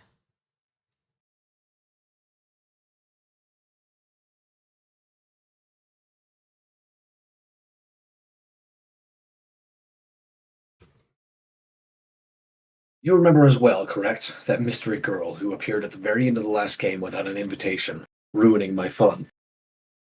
That person.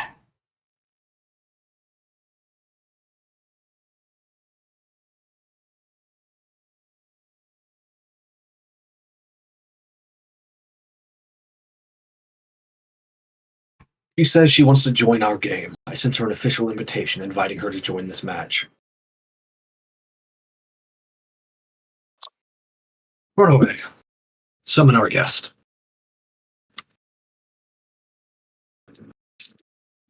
There's no need. I'm already here. The voice that answered Beto's call came from the darkness in the corner of the room. When Battler turned around in surprise, he could now see that mystery girl there.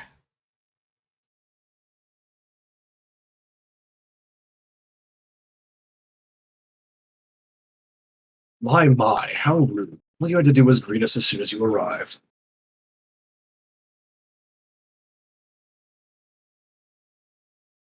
Huh?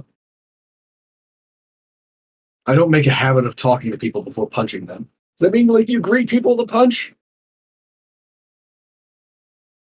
After I punch is a different story, though.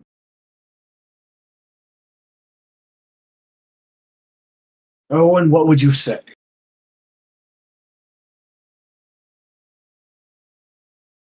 Well, you don't need to voice that one. The English. The English.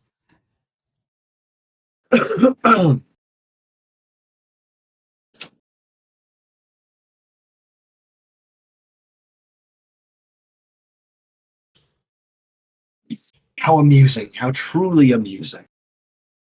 Beto cackled and clapped her hands, but that was only Beto, and nothing rose to Battler's face except a bitter smile.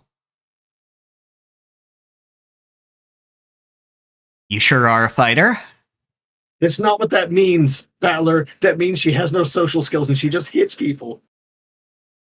Battler, Come on, man. Battler and the girl's eyes met, and he shrugged his shoulders as he spoke. But the girl didn't answer, giving only a cold stare in return. You helped me out at the end of the last game. Thanks for that.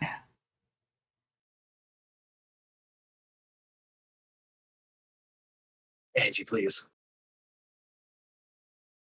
I get that she's salty, that she doesn't have a family and hasn't had one for 10 years, but also, how do you actually know that he's been playing around or anything like that? Yeah. I think it's just that Like, she actually is bitter that he has a rival, and he doesn't really. She's been completely cut off from human interaction, except for her bitter, evil aunt. that's not exactly what you said, but you did bring up a fair point, is that she is completely cut off from social niceties in general.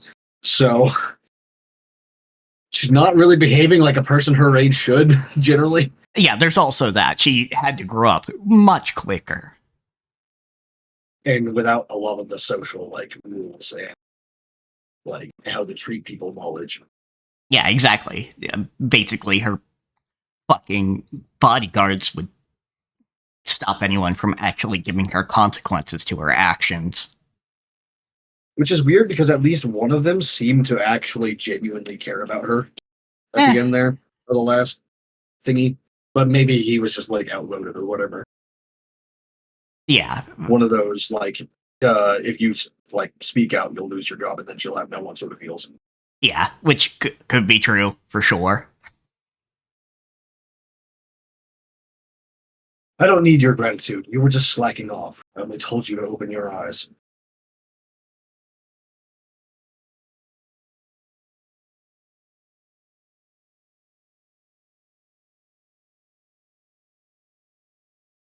That's so true. Stop slacking off, Battler. Battler just getting attacked on all sides. Beto tried to laugh as though sympathizing with her, but it didn't reach the girl's ears. She did absolutely nothing except stare at Battler with ice-cold eyes. I'm just thinking if I had a family that just disappeared one day like this, I wouldn't be saying that they'd be having fun while in the clutches of a witch the whole time. Even when I was 16, I'd be that's not good. Yeah, let's get you guys the fuck out of here. Or, maybe more meanly, fucking see ya before that witch gets me.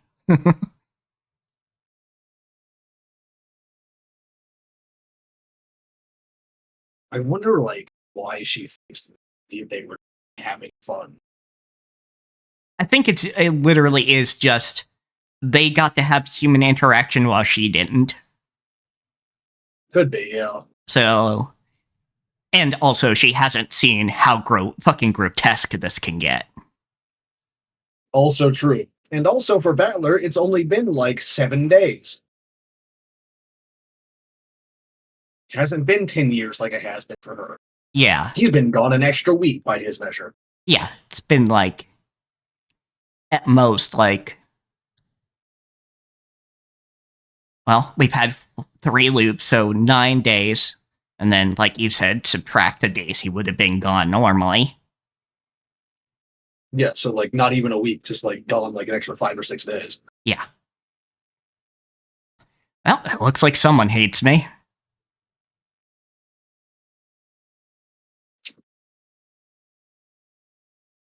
I'm just annoyed that you aren't taking this fight seriously. What part of him is not taking it seriously? Like, I get it, he was duped by Beto, but Yeah, and he's also like irreverent, kind of. I get that, but you should know that about him already, Angie. Granted, it's been a Like fucking 6 years while. old is 6 years old is not so young that you're not going to remember things like this. True. Like you know that like most of what he does is mouth off and joke all the time. And I think she actually brought that up. Are you saying I'm not serious about this? Also, serious looks like different for everyone. Don't tell me that travesty earlier was you being serious. Don't take me for a fool. How long do you intend to play along with the witch's farce like this?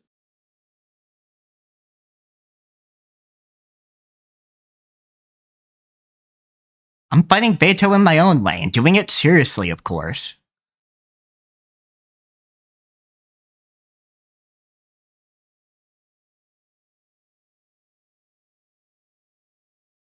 Seriously. Don't make me laugh. You keep on drinking tea and chatting with a witch for all eternity and call that fighting seriously. Keep the jokes just to your hairdo. Damn. God. His hairstyle isn't even that bad. Like it's just like he's just got it just swept over a little bit, you know? That's because I wasn't used to this witch's game in the beginning, and I've been through a lot of harsh stuff. So I'm finally starting to see how to fight, and I'm getting the knack of doing it.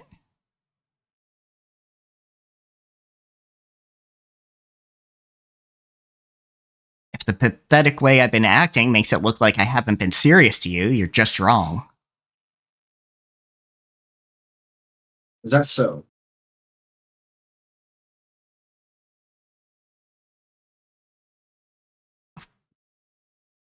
Of course, I know I've got to close in a lot more before I can grab Beato by the collar. But no matter how long that distance may be, it's still finite.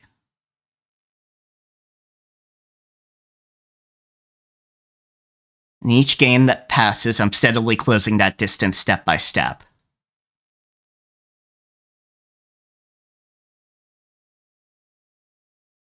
No matter how long it takes, I'll close in on that witch and I'll definitely checkmate her. Might take 1,000 years to use her phrase. But even so, I'll definitely win sooner or later. Why? Because I definitely won't accept losing. I definitely won't stop moving forward, closing in on her.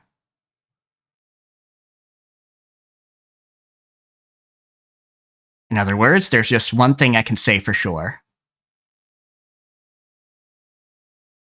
Battler, shut up and sit at your table. I will definitely win against that witch someday. That's how it is.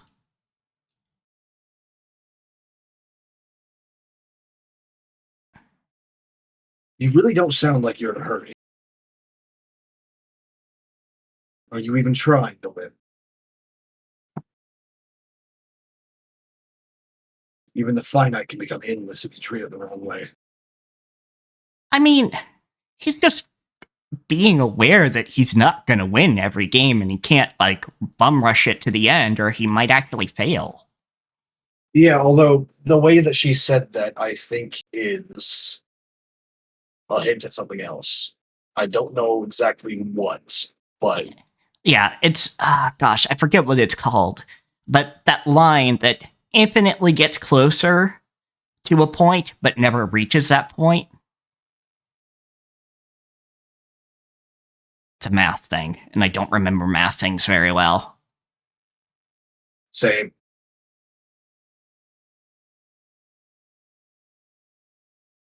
By now, you've become an Achilles who couldn't even outstrip a turtle.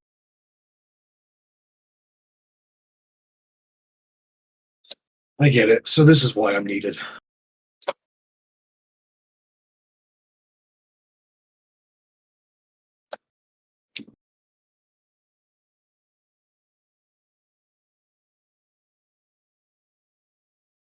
Zeno's paradox, yes. Asymptote is what Edward said.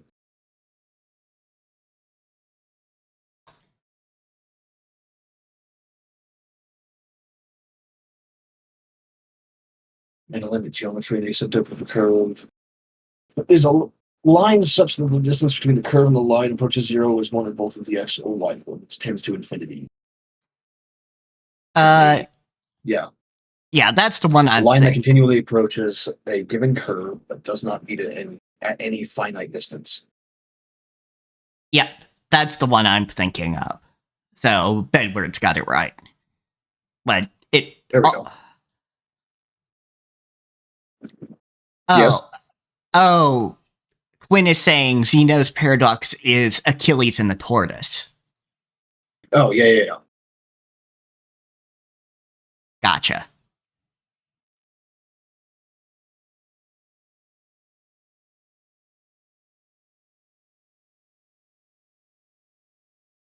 At this rate, there's no way you could win against the Endless Witch even after 1 billion years.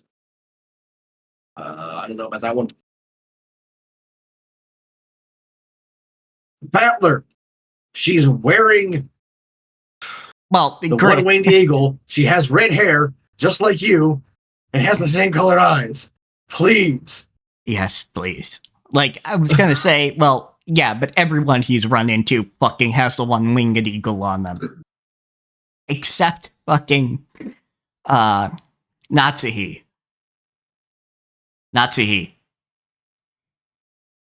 Like, one-winged eagle means either she's related to the family or she's a direct servant of the head of the Ushiromiya family. Yeah. Whichever head we're talking about, whether it's Beatrice or Kinzo or, whatever.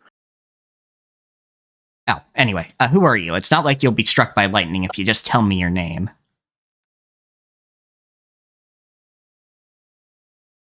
At that point, the girl fell. Beatrice to just laugh. The girl fell silent, gazing straight into Battler's eyes. At first, Battler faltered under the firmness of that look, and his gaze wavered slightly, but then his eyes gradually began to be sucked into the pupils that were staring at him. Then inside those eyes, he saw a light that he'd seen some time before.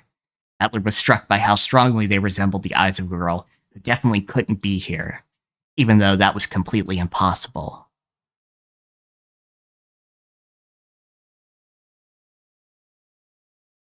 I know it's stupid, but for some reason it feels true to me. But that can't be right. That person's supposed to still be 6 years old. You couldn't possibly be Angie, could you?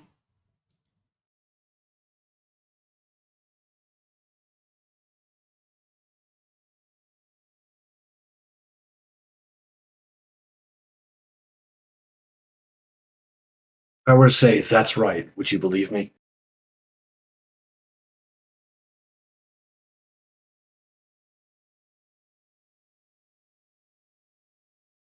I'll put it another way. If I said I am your ally, so trust me, would you believe it?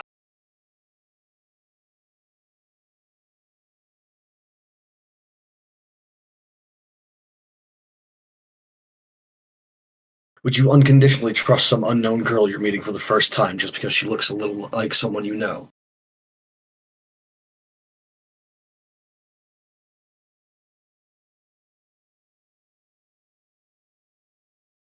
It's because you're such a softie that you got tricked so easily in the last game and cried so bitterly. Angie! Just, tell your brother that you're you, for fuck's sake. Oh my gods.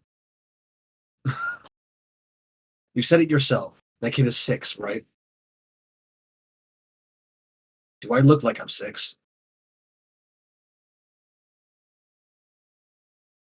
If I were to claim that I'm that kid despite that, would you just swallow that story? Vern Castell, just come in here and fucking tell them. And tell Angie to stop being an ass. Yeah, like, this is just hurting you in the long run, Angie.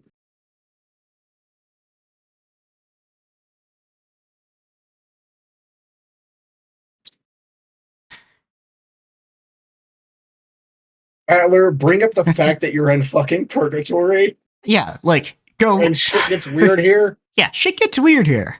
If you say it like that, there's no way you can argue back. Sorry. Set aside the magic and witches thing, but like, just be like, I'm a spirit right now. I have been killed like literally 100 times in the past 9 days. All right, like That's right. This is very obvious what's going on. And that should have been made clear to me after the last game. Is that what you meant when you said I wasn't being serious?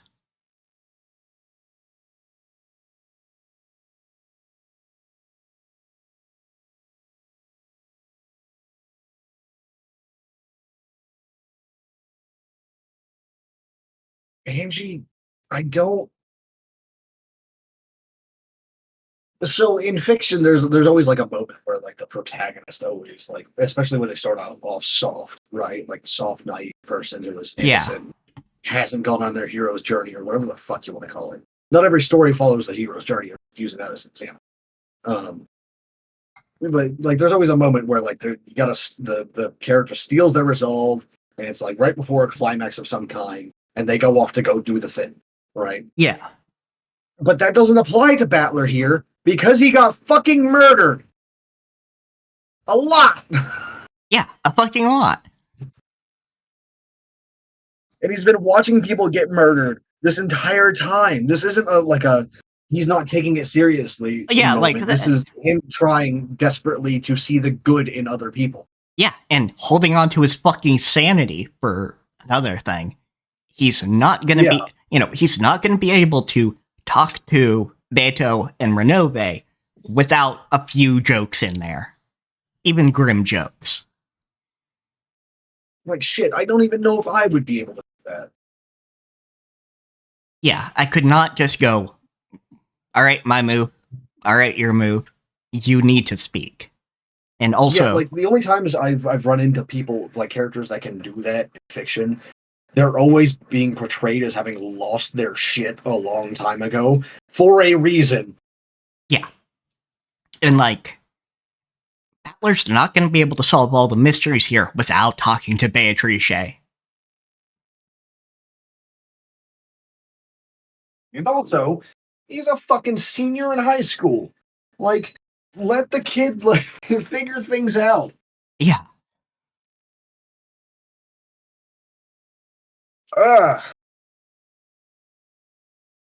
I don't know if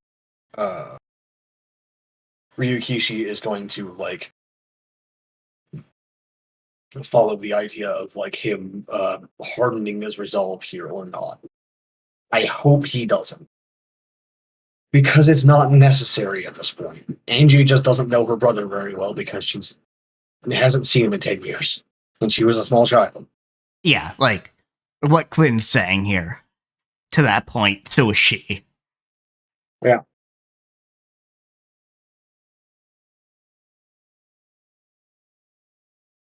She's just even more awkward and bad at social things than Battler is. Battler mostly just makes inappropriate jokes rather than not about like other people's emotions and shit. Yeah.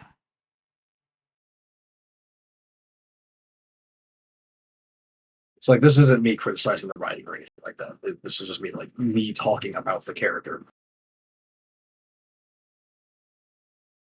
She's definitely like, this is so far in character for her from what we've seen. And of course, this is a character establishing moment as well, so it's not like we've got a lot of like backup for this being in character, but it tracks with what else we know of her so far. Yeah, for sure. Like this. Yes, you may think you're fighting against a witch, but you're just getting along with her and playing. You're just playing at fighting in a friendly game of chess.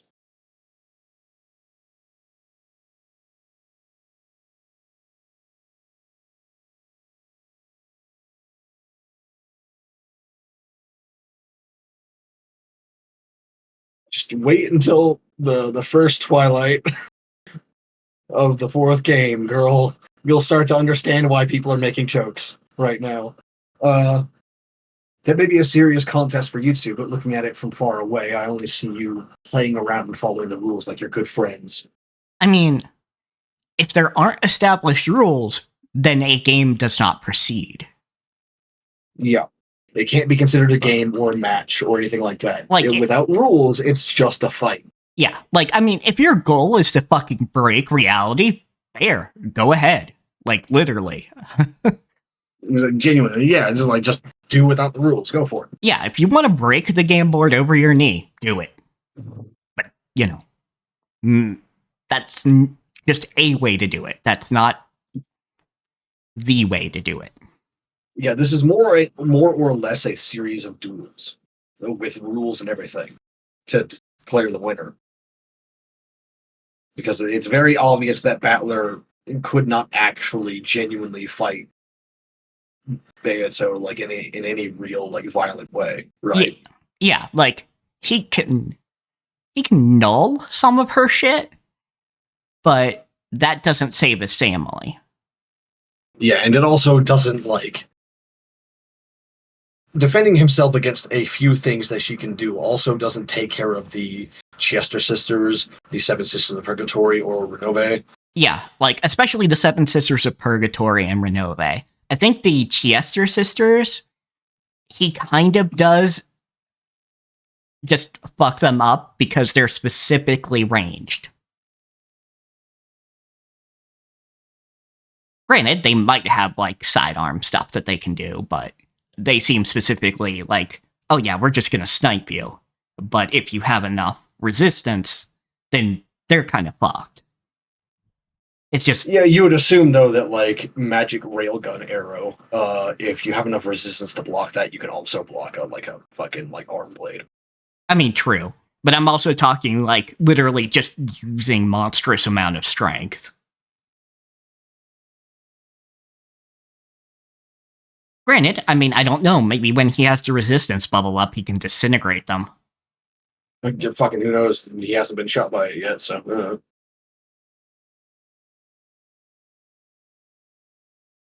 That's harsh.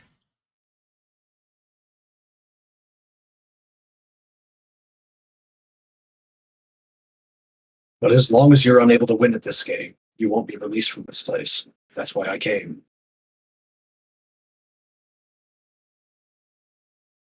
I came to bring this game to its conclusion.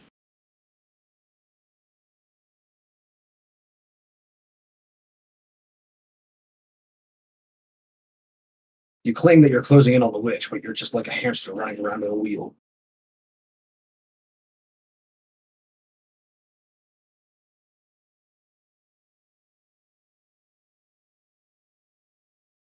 Oh, one of those. Those things that run around and around in place night after night.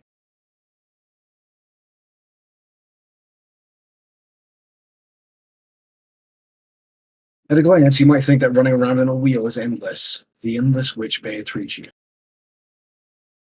It's just like you.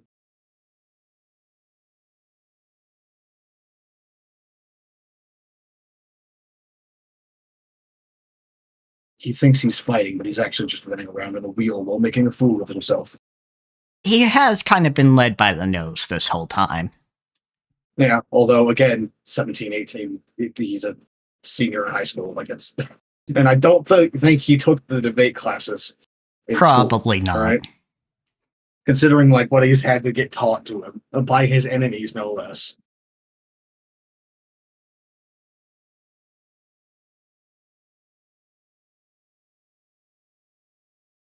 I know that it's probably the literal, or at least the closest to a literal translation of the phrase. But shut up in, like you just gotta use some variants here, please. It's the same phrase over and over and over again, and it's murderous on my writer brain. This isn't a gate. This is nothing more than a cage to shut him up in for all eternity. And she just gets very close to the truth. Granted, it's not a cage for him, it's a cage for Berncastel. Mhm.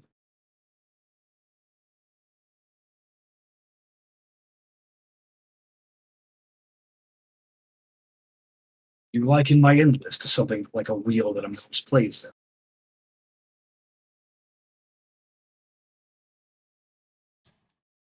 Interesting, interesting. Yeah, you're playing it off because she's way closer to the truth than you're comfortable with.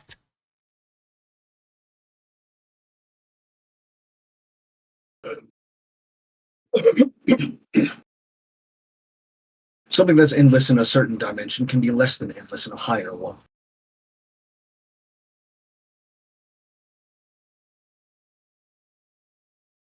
The fact that a manger, I don't know, I have no idea what the fuck this is. The manger spun has infinite surface area only matters in a world of less than 3 dimensions. It's a type Well, of then you fractal. okay, fair enough, but also like you can't have surface area in something that's less than 3 dimensions in the first place. Surface area is a function of like 3 dimensions.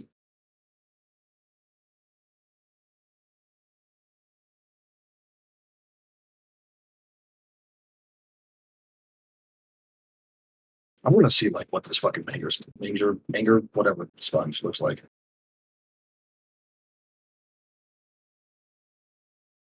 Let me see this shit. That's kind of neat. It's like a weird fucking cube. Yep. Yeah, it's dividing the cube over and over again. And theoretically, infinite surface area, but obviously we can't. Actually, do that because Yeah, there's a minimum size to like what you can do. yeah. But like lower than that, you just get to subatomic particles, and you can't split like subatomic particles even more like lower than like quarks or whatever the fuck it is. So you can't make a quark size hole. Well, you can make a quark size hole. You can't make a hole in a quark. That's what I meant to say. Maybe you can. That gets into like real weird physics though. Smaller than quark.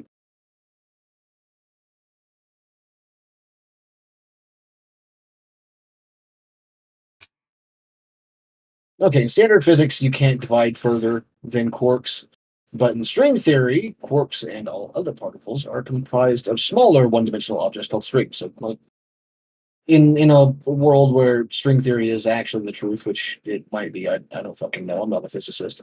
You could make a hole in a quark. Fair enough. Cool.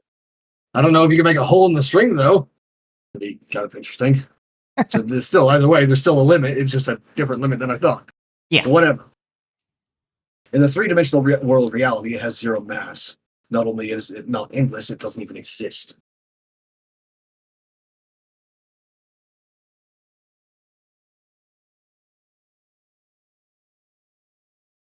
I don't know if you should be calling this girl a woman at this point. Like, she's 16, Beatrice. She might be 17 or 18. But, I mean, still.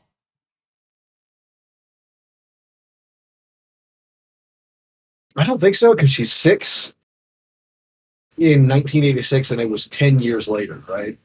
On the same day. Pretty sure that's still Yeah. 10 And years, or to 10 years later. and to avoid the risk of anti-spoilers, I'm not Googling it, so I'm just going to go with your assessment. She's 8. Okay, so it's 12 years in the future. Yeah. Okay. Yeah, that Okay, so sounds she's correct. 18. Okay, yeah, so she's 18. Okay. So she's a young woman. Woman, I guess. Yeah, she's a young woman. I mean, if she's going to call Battler a man, she's going to call.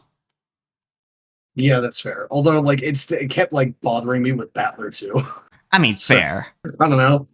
But also, like, to be honest, we don't even know if Beatrice is actually 1,000 years old. She could have just fucking been lying. Fucking, I don't know, dude. Could be, yeah.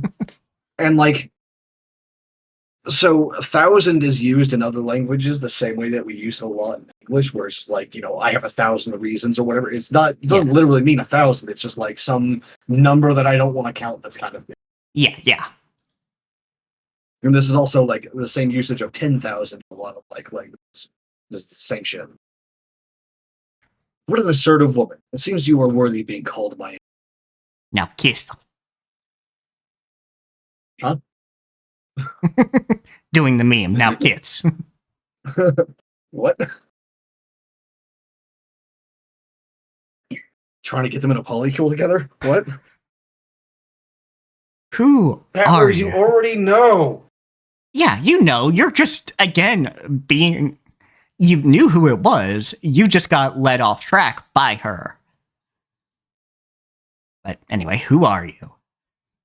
Patler, do you have like a single dimension?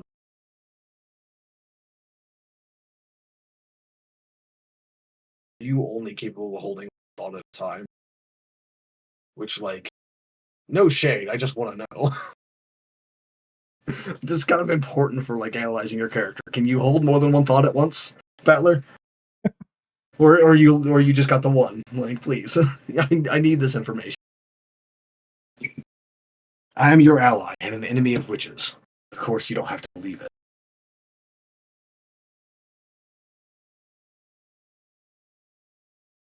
No one can prove that I really am your ally. I mean, granted, Berncastel has been the best person so far. It's true. Currently, like, rewriting like Angie's file in my brain to be like 18, 18, not 16. I don't know why I thought it was 10 years later, but Because that feels like a good brown number. yeah, could be. Fucking, I don't know. On the contrary, it's more desirable that you keep your guard up strongly enough to find me very suspicious.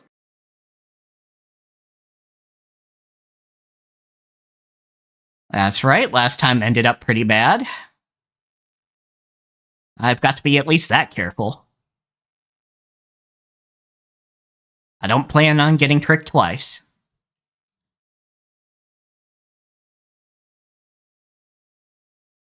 Beta laughed in a truly pleased way, which was humiliating only to Battler.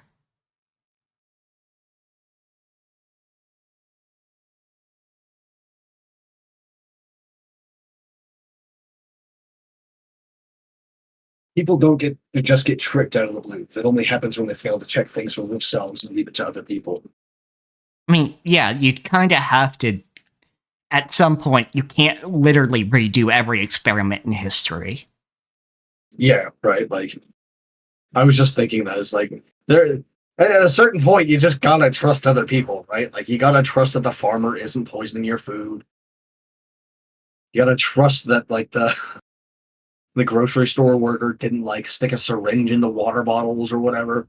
Yeah. Like you like sure you could test it for poison, but are you gonna do that with literally everything you eat?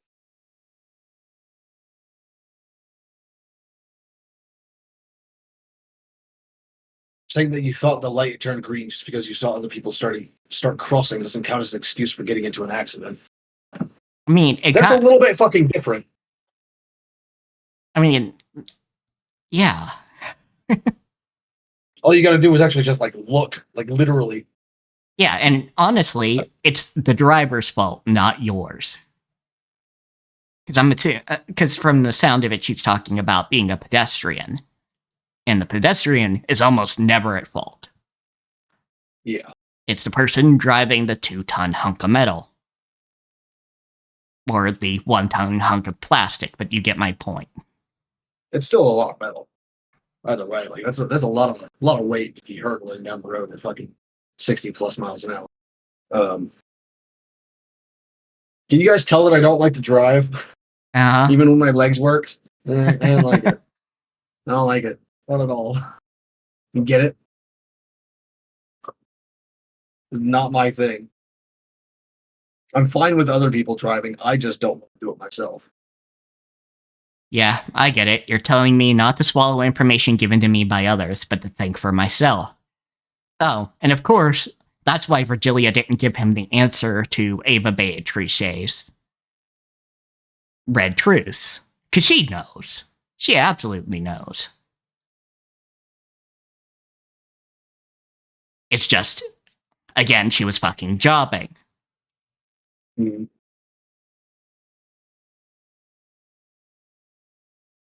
In the past, I swallowed all the magic Beto showed me. I stopped thinking, No, you didn't. so I was useless. You didn't though.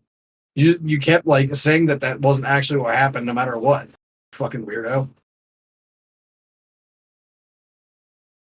Battler grimaced as he remembered his many painful losses, which I'm starting to think that Battler is just like very easily swayed as a person. probably, yeah.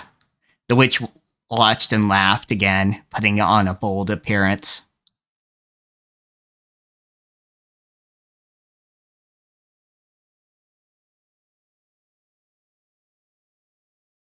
I'll offer you advice in a way that works to your advantage. Of course, you shouldn't swallow everything I say. Please just sit down with the fucking game board.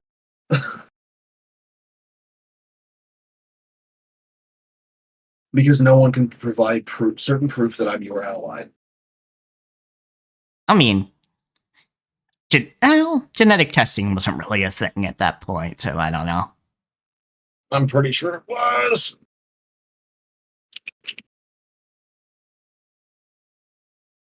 In the last game, Virgilia, who I thought was an ally, was actually on the witch's side. 1950s. Ah, damn. Battler couldn't rid his head of that eerie smile worn by Virgilia, a person he'd once thought of as trustworthy and reliable. I'm surprised there's no like magic to do with like weird magic rules to do with like being indebted to the person that named you. Point, yeah. Because like he named Virgilia.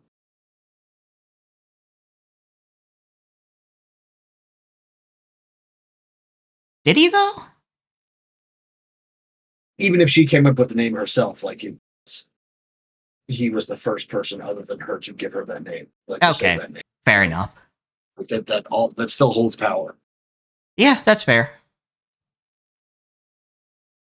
Like in old magic, no matter what you say your name is, it's not your name until someone else calls you that. Right? Like it has to be accepted by at least one person in the world. Which is why you can't just like when you're talking to a fairy, you can't just like pull whatever name you want out of your ass. You still have a name, a specific one. So I don't need you to unconditionally trust me. You might as well take my advice as nothing more than an opinion to be considered.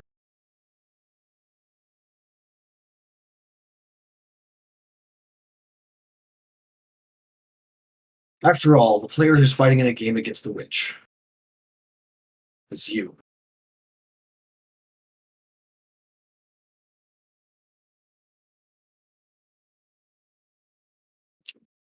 That's right, saying I lost because I followed the moves of an outsider would be just too pathetic of an excuse.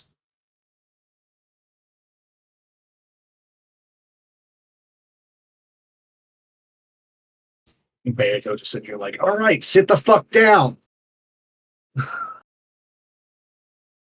Oh yes, my opponent is Battler. You are nothing more than an outsider. You should bear that in mind.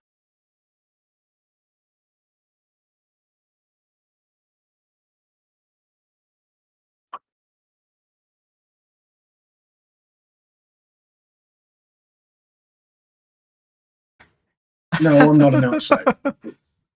Hmm? I had a funny thought because you had mentioned, oh, you want them to be in a polycule, which is not what I Oh had yeah, I love intended, but triangle. No, I'm not an outsider. With Beatrice and Ushirumi a battler, and I who gaze up down from above, it's almost like a fight in the shape of a triangle.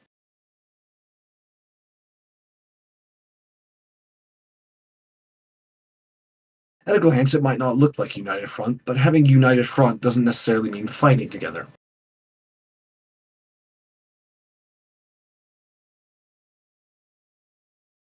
What an odd thing to say.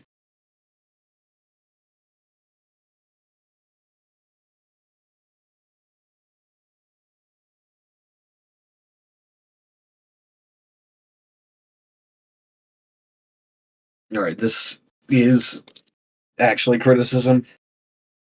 This scene is dragging on way too long. That's fair. This is a very long scene. Like, there's a lot of good characterization and character moments in general here, but like, there's not actually any new information and hasn't been for a good bit now. That's fair. Maybe they're building up to something, but like, just now he described fighting with you as closing the distance, but you can't measure distance with a single eye. Yes, you can. They don't want you to know this, but you absolutely can have depth perception with one eye. It's not as good as having two eyes, but you do have depth perception with one eye. Just letting you guys in on a secret here. The brain's ability to judge spaces doesn't just disappear when you get one eye in. All right, it's still there. It just doesn't work as well. Yeah. Only with two eyes are things visible in 3 dimensions, and only then can you be judged, or can distance be judged. That is nope. Nope. Even when you have 2 fields of vision, it's pointless if they're in the same place. You can pin down witches more accurately when they're far apart. Now here's me wanting to Photoshop her eyes being much farther apart. Make her look like... Yeah, just like take her entire sprite and just flatten her out. Maybe like 500% or so. Yeah.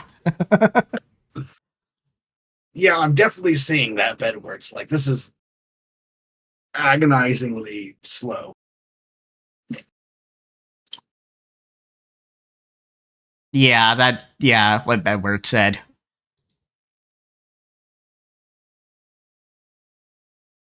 Shooting from different positions and different angles, so basically it's crossfire. Interesting. That's not what crossfire means. Crossfire is between 2 opposing sides. What you're looking for is overlapping fields of fire. Sorry, I was raised military. I had to get that out. Oh, fuck. Getting caught in the crossfire means you're caught between 2 sides. When it's 2 people on the same, like fighting on the same side, it's overlapping fields of fire. That's what the phrase is. It's not something like people really know too well, even in English. So I'm not like too fussed about it, but I did have to say it, like being raised by a ranger. All right. So we're shooting from different positions and different angles, so I won't get along with anybody. That's how I'll keep my own position separate and catch the witch in a pincer attack. Fair enough. Stupid. I mean, as far as, do your own investigation bullshit, absolutely. Battler could use that. Yeah, but like, he's the one that has to win, and they've already like gone over it relentlessly. That she's not like, he's not supposed to trust anything she says. Sort of. Angie's just being like a little weird. Yeah. That's it. She's just being a little weirdo right now. This is not actually helping Battler in any way. Are you okay with this, Battler? This girl may actually be an ambush I set up, right?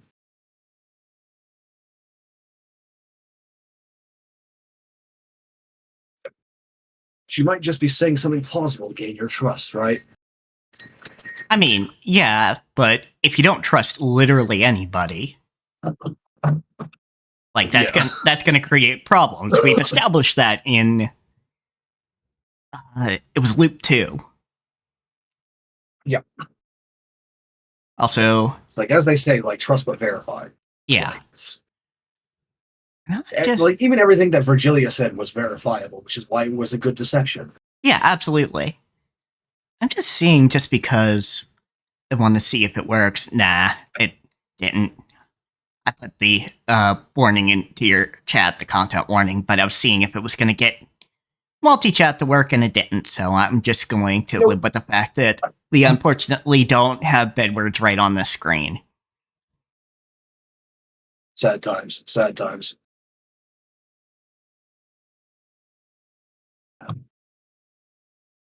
Maybe she's been saying that over and over again for the past half hour. Yes. God, please. It's been so long. So, of course, I can't blindly accept her advice.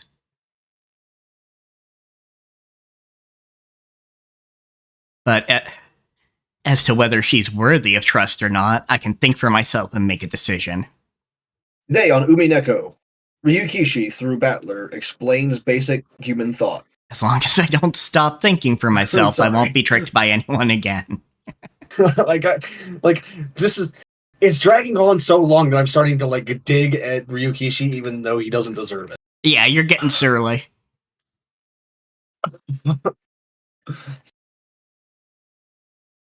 I'm fucking pickling over here in my own goddamn salt. I gotta have an outlet at some point, all right? Otherwise, I'm gonna turn into a goddamn pickled cucumber or something. And we do What not confidence, Usher?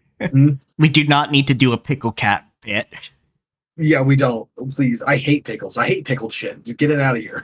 It's not. I don't like this. Move on. What confidence, Ushirumiya Battler? After you've said so much, it makes me want to trick you all over again, you see.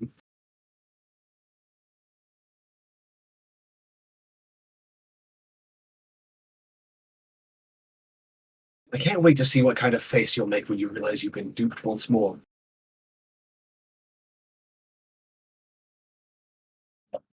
How pleasant.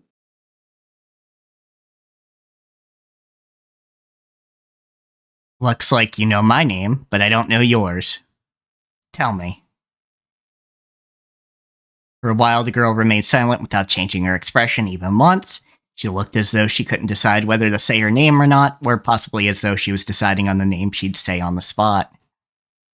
I did notice that they've removed the nameplate for that last bit. Gretel's not bad, I guess. Hansel and Gretel's supposed to like lead him out of the ghetto. Really? That's something Captain Hansel would and Gretel's fucking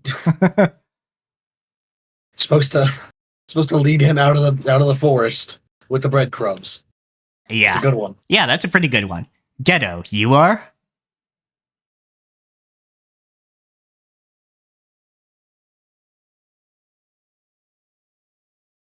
It also fits because they're siblings. So Yep. and there's witches involved. Blah blah blah. Yeah, that's my name, dumbass. Call me Gretel. Okay, so you do know the story, so we don't have to explain. Then should I call myself Yes. Hansel?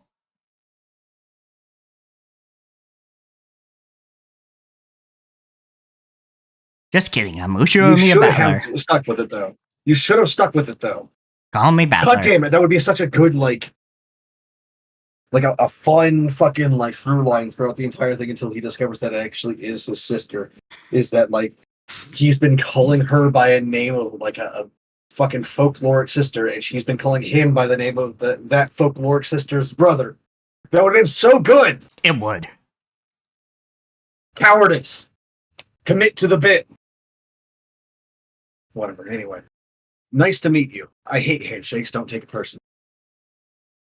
Same, but I'd shake hands anyway. Because I can get over my own fucking discomfort for 5 seconds. Really sorry. After all, it isn't certain that you're my ally. And you just told me to keep my guard up, too. Yeah, but she's not literally gonna hold your hand and gut you. And I think Panto would resurrect him after going, hold on, what the fuck? I mean, yeah, she would, but Like, he'd be on the ground bleeding and she'd just be like, what the fuck did you do that for? What? Why? I told him to keep his the guard rest of up. us would be too. Yeah, there is that object lesson in keeping your guard up. Battler drew back his right hand, which he had stuck out. See, you should describe him offering his hand during the dialogue that he's speaking before the person turns down the handshake. Yeah. That way it doesn't get confusing when like you bring up the actions afterwards. Yeah. Yeah. His bitter smile disappeared and was replaced with a strong resolve directed at this new fourth game. Thank God.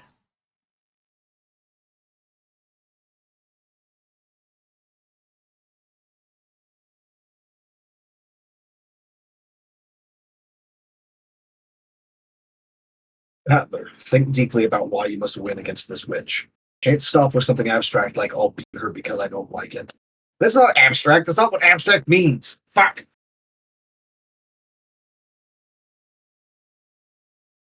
You have a deep conviction that you'll definitely defeat the witch and escape from this world. Yeah, I get what she's trying to say, because Yeah. that's been a theme that's been going across, is Battler's been kind of not as good with going, yeah, I'm actually going to win this and leave the game board. I mean, to be fair, like, when he challenged her in the first place, he never intended to win. Like, if you Yeah, remember from, like, was it the beginning of the second loop, or was it, like, the question mark? I I think think it was the beginning of the second loop. yeah, I think it was the beginning of the second loop where he basically pulled the bit of, you're not stuck in here with me, or I'm not stuck in here with you, you're stuck in here with me, kind of Yeah, thing. exactly. Like, it's supposed to be, like, a mutual torture for all eternity. That is his goal. Like, is to piss her off for, like, thousands and thousands of years. It's not to escape. That's not what he, like, challenged her with in mind. Yeah. And if Angie, like, criticized that, then sure, but she didn't. She's just saying, like, hey, you need to get out of here. Because there is definitely someone waiting for you to come back. For that kid's sake as well.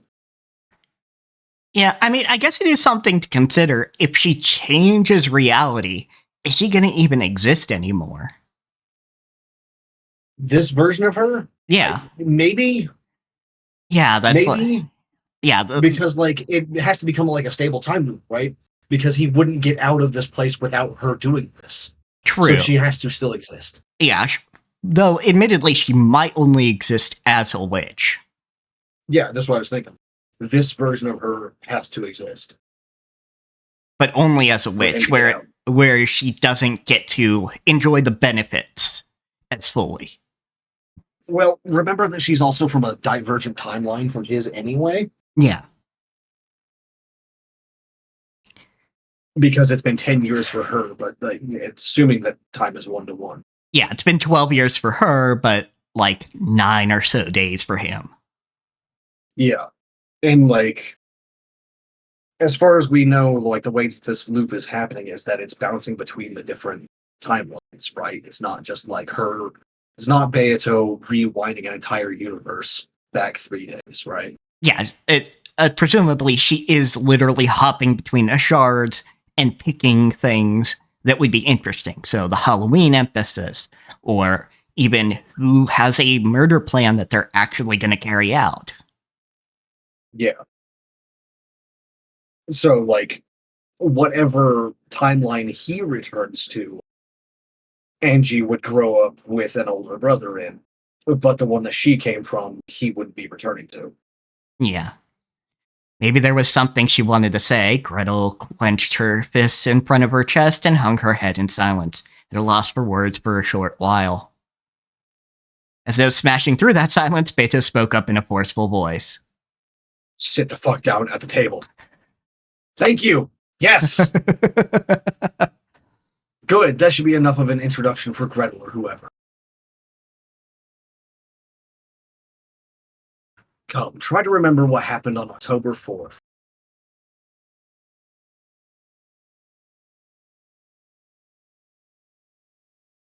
Let the curtain open on the fourth game.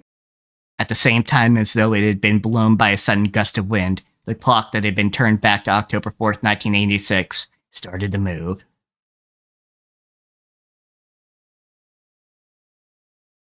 While we remained in the witch's tea room, the blue-gray sea and the green Rokujima spread out beneath us, and we could see a boat heading there, its wake trailing behind it.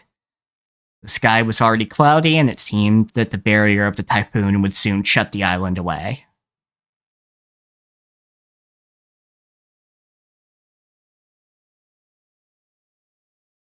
There was the boat docked in the harbor, and Goda helping to unload it. Hello, Goda. We haven't seen you in a while. Then, because you've been fucking dead. yeah. Then, once all of its passengers had disembarked, the boat began to separate from the shoreline. The relatives were gradually swallowed up by the island. Looks like you're as cheery as ever, Maria. Maria, you'll trip if you aren't careful. Look out.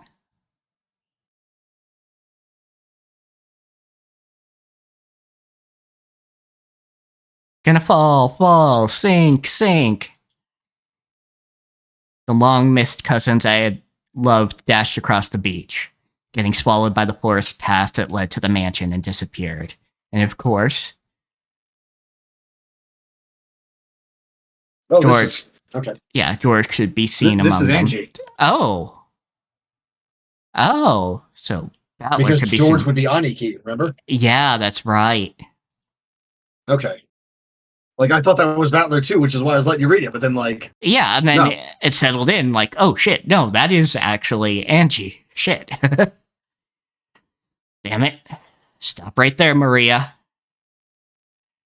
You nimble little brat.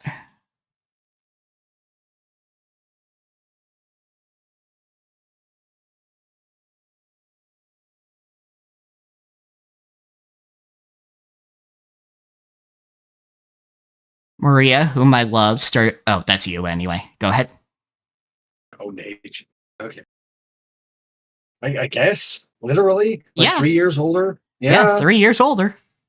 It's just difficult to think of, like, Maria as, like, the older Oh, one up of to any 2. pair. Yeah. Maria, whom I loved, started dashing. The Battler chased after her. They were swallowed up by the forest. I thought the verbiage of how the lines were coming in was different than usual. Like, that's very much a not Battler's way of thinking. Yeah, no, 100% not his way of thinking. Following them, father and mother were also swallowed up.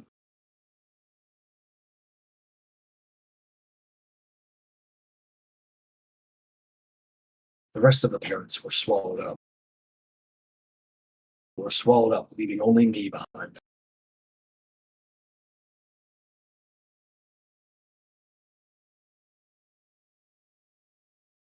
Dumbass, how long are you going to joke around and play the witch in a place like this? Just give it, like, 12 hours. You're going to start to see why he hasn't won yet. And that he's not, like, really playing. Come back quickly, Valen. Don't leave me all alone.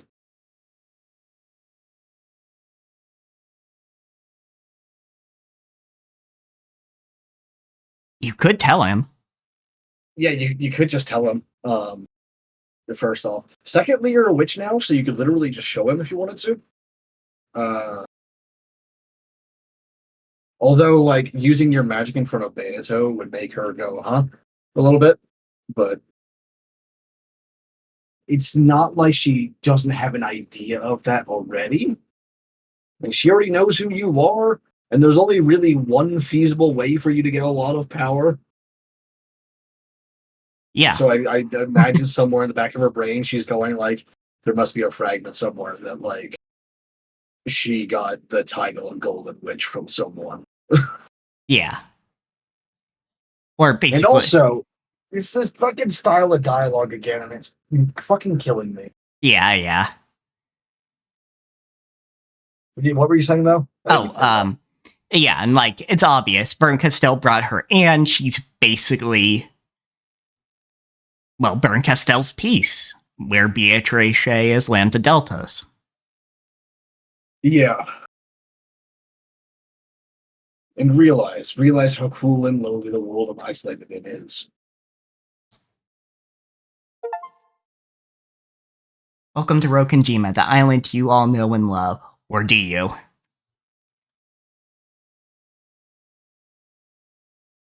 Are we going to get a lot of differences on this Rokenjima? I hope so. Or are we going to learn more about what's available on Rokenjima? Angie's Future, St. Lucia Academy, after 1986. she is human right now, so you get to narrate this bit. All right. Good day to you. Good day to you. Good day to you is the standard greeting used here. No matter how many years pass by, the style of greeting still feels very awkward. Even though I'd respond to the greeting in order to stifle that awkward feeling, the classmate who had spoken looked at me blankly.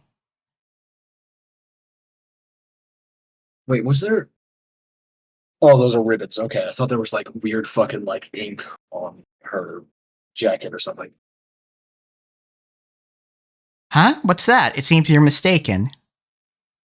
Their choice of words and manner were certainly what you'd expect from a school for rich girls. But the actual meaning was as innocent and cruel as you'd expect from kids of that age. Seems they found it funny that I mistakenly thought the greeting was directed at me. No, it might be the opposite. Maybe they didn't know how to react after being suddenly greeted by a gloomy, quiet kid like me. No judging by the gazes of my classmates who were looking this way over their shoulders and whispering to each other. It looked as though some of them considered this refreshing morning ruined. I was dark, because I was disliked. So trying not to get in the way of everyone's refreshing morning anymore, I stooped lower and entered the classroom. Almost like I was cutting through the aisle in a movie theater while the movie was running. Fuck that. Stand taller. This is an all-dorm school, St. Lucia Academy. It's not a school that anyone can get into by taking a test. It's a hidden rich girl school known of only by a select group of celebrities from various fields. For lofty nobles who truly wish their daughters could be raised like saints, this is probably the ideal school in which to protect them from the impurities of the common world. Yeah, but it has the same problem as any all-girls or all-boys school, let's be real. Yeah, of course. But at the same time, it was probably also convenient for nobles who wanted to confine daughters they didn't want out in public. As well as an academy isolated from the impurities of the common world, it also held excellent potential as a prison school. Yeah, that would do it. I was truly among the latter, and I was confined in St. Lucia Academy, forced to live my life in dreariness. Of course, there weren't that many students like me, and you couldn't tell us apart at a glance. However, even if we never fessed up about it, you could usually figure out who we were by watching how we acted. I don't know about that, Angie. I'm pretty sure I'm probably the only person in the school. Well, no. There's plenty who would go, yeah, I don't want you to have freedom. What? There's probably enough. I was commenting on like not being able to tell them apart at a glance. Oh, okay. It was like Angie's probably the only one there with red hair. Oh, yeah. I get Not because of like main character syndrome or anything like that, but just because like red hair is really rare in Japan. After all, we were always hanging our heads with an expression on our faces as though the whole world had abandoned us. Anyway, every class had one or two kids like that, so even if they didn't speak up about it, you could guess who they were. Therefore, even though I never confessed that I was one of those kids, at some point everyone in my class knew about it. Just like how the seriousness of an injury becomes a sign of status in a hospital room, how noble a birth one had became a sign of status here. Those girls who couldn't be acknowledged in public were probably nothing more than filth to the others. They must have thought that getting involved with such students would dirty them as well. When a rumor sprang up about a particular student, those fastidious girls would grow cold and distant, chasing that student out of all social groups. Thanks to that, I led a quiet school life like this all by myself. Well, that's only if hearing people whisper behind my back, finding my things lost or broken all the time, and having everyone pretend like they didn't know anything can be called a quiet school life. Even this early in the morning, I must look worn out. I can almost understand why my other classmates, who had a refreshing morning, looked at my face and wanted to click their tongues. Consciously trying to do as I should and avoid tainting my classmates' morning, I quietly took my seat. Then, unusually, someone came to talk to me. I have issues with that kind of mentality. Oh, yeah, absolutely. It's just, unfortunately, very common. especially among the wealthy, and especially among a certain Oh, I meant like demographic. more hers. Oh, Her mentality. You're not tainting their fucking morning by being tired, you fucking weirdo. yeah. Well, no, that's what I'm talking about, actually. Like you are you're so self-conscious about something that just does not matter. Then, unusually, someone came to talk to me. It was the class leader. And this isn't me like kicking like bully people while they're down, by the way. Like this is like I have issues with it because I was like that. Yeah. Good day to you, Ushirimiya. You seem to be in a bad mood this morning. Were you able to get enough sleep? Is there some business you have with me?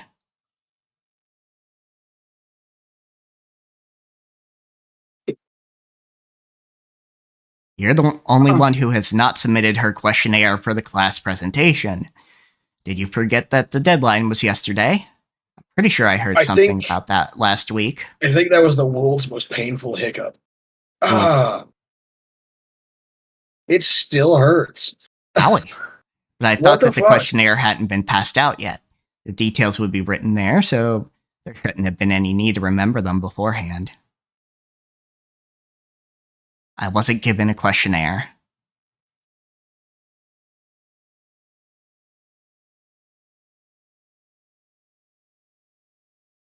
That can't be. I believe the dormitory leader handed them out to everyone. If you lost it, all you have to do is honestly say so.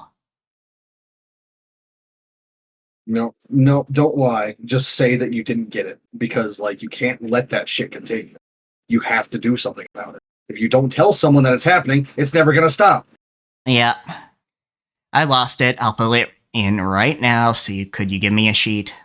Again, either someone lost my sheet or they intentionally didn't tell me about it. But I have no way of knowing who was behind that. In the end, treating it as though it was my own carelessness would settle everything more quickly.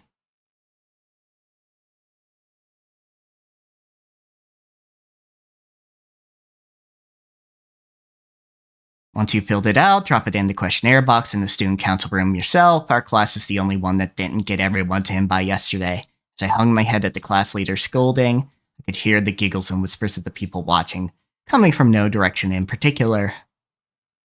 Ushirimiya did it again. She's just so careless. She doesn't deserve to be in this school. She has no dignity and no manners either. Angie's background is going to bring out the ultra violence in me, by the way. Just side note. Just ignore it if I say some very salty things occasionally. Fair enough. Sorry, girls, but I've dealt with much worse when it comes to unfair personal attacks. As I froze my heart and let those arrows of ridicule pass by, I quickly filled out the questionnaire.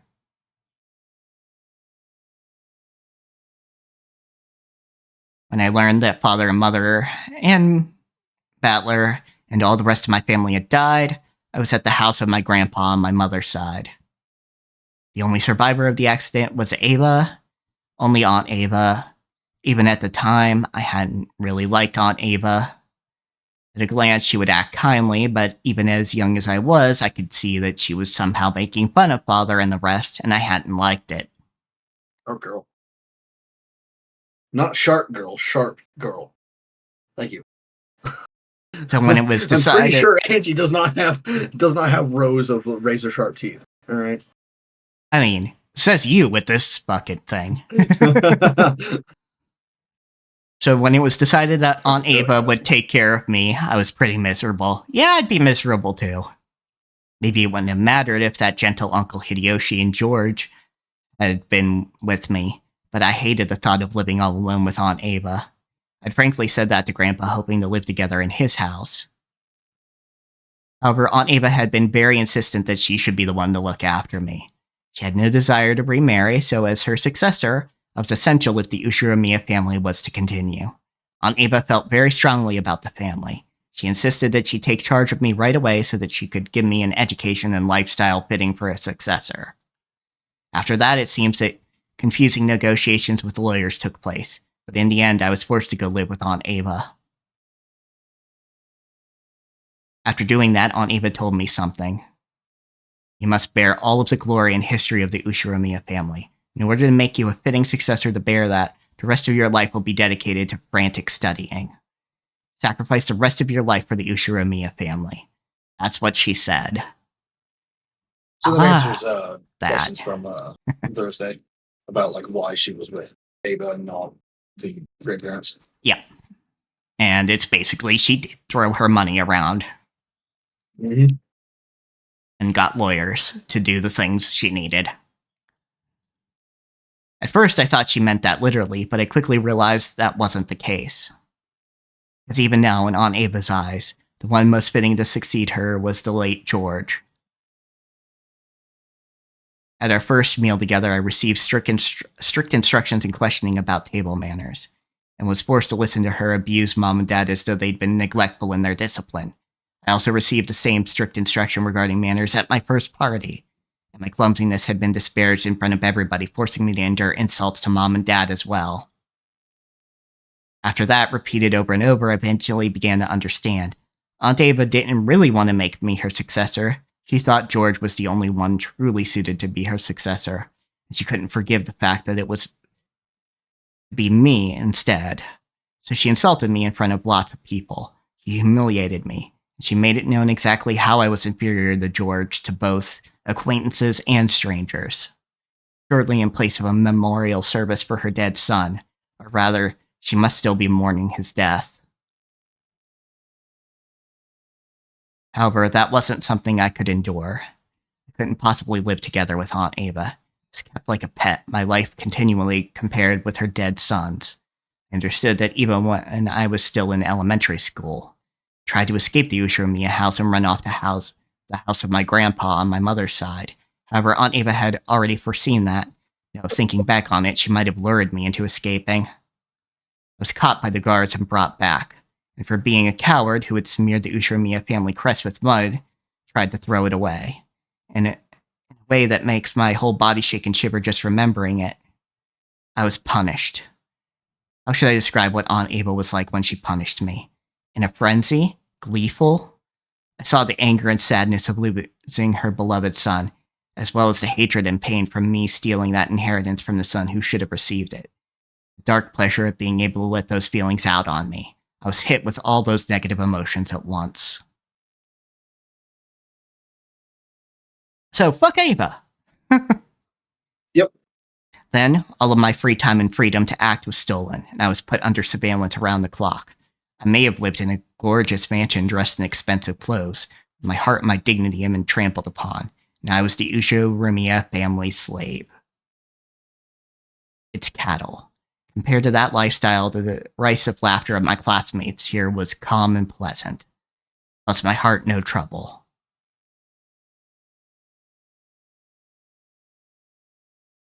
After burying almost all of the fields of the questionnaire with nothing in particular, I folded it and put it in my pocket. As I left it in my desk, it might disappear again.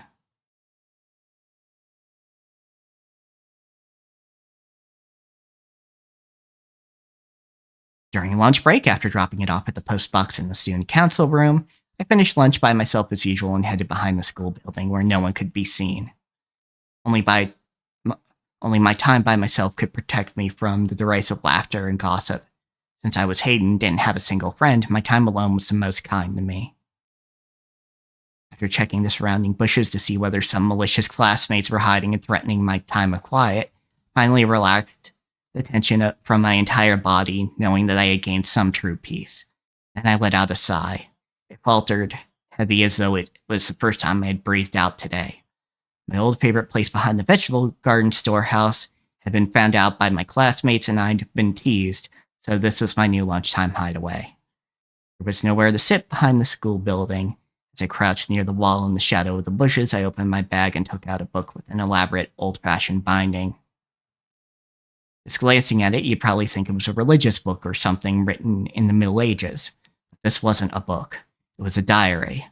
Of course, it wasn't my diary. There weren't any special things worth writing about in my daily life. Every single day was just gray, cold, and dry. In those completely unchanging days, there aren't any changes worth writing down. Yeah, that's a fucking mood. Mm. This was the diary of Maria, a girl I'd been very close to. She'd been a bit strange and 3 years older than me, but Maria was always a warm and wonderful cousin. Hell of a diary to have. Mm. She would always grab me by the hand and let me join in on some fun game. I remember that being able to see her was the most fun part of our family gatherings.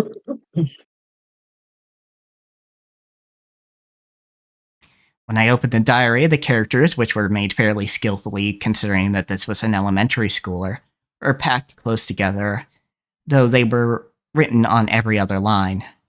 Was she just hopelessly obsessed with jotting everything down in her diary? Probably not. To her, writing her daily life down in a diary was probably like having a conversation with another part of herself. So rather than an object on which the events of her day were written down, Maria's diary was written like a letter to another part of herself, telling of the events of that day. I found this diary among her belongings after her death and secretly took it home. At first, I'd felt that reading someone else's diary might be boorish and satisfied myself with just keeping it by my side, but I couldn't help flipping through the pages and reading through it bit by bit.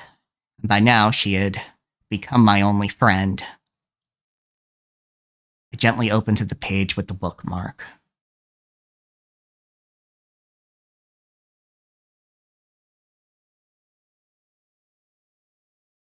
Sorry to keep you waiting, Maria. Could you let me hear your story again? At the same time, a very, very soft breeze blew, tickling the paper. I thought the open diary might have sparkled faintly. The weather's good today.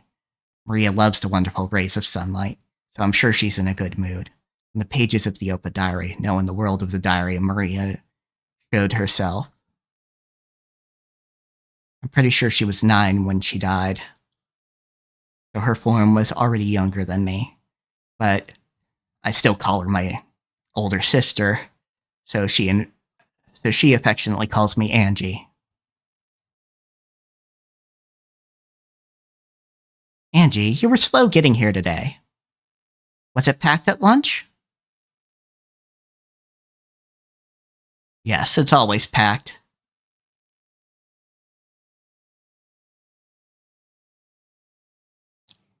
Groups of friends set up camp in the seats and they stay there even after they finished eating. It's pretty fatal if you get to the dining hall late. I was on cleanup duty today.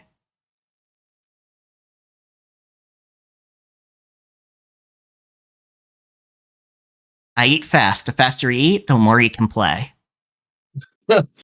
Yep, that's very much a mentality a lot of kids have. Just like a 9-year-old's thoughts. Yep. Yep. That makes sense. Maybe she realized I was holding a grudge because that duty had been forced upon me and shortened my lunch break by a bit. Maria brightly changed the subject. Grateful for that act of kindness, I responded by saying I was a slow eater. Maria calmed me down, saying something about teaching me the trick to eating fast. I read about it in her Just diary. don't breathe. You'll be fine. You don't No, need to do that. I heard it from Maria. She was ranked #1 among the girls in the speed eating ranking for her grades newspaper. She was apparently very proud of that, but a little disappointed that her mother, Aunt Rosa, hadn't praised her very much for it. Fuck's sake. Yeah. Then let's start our story for today. How far did we get yesterday?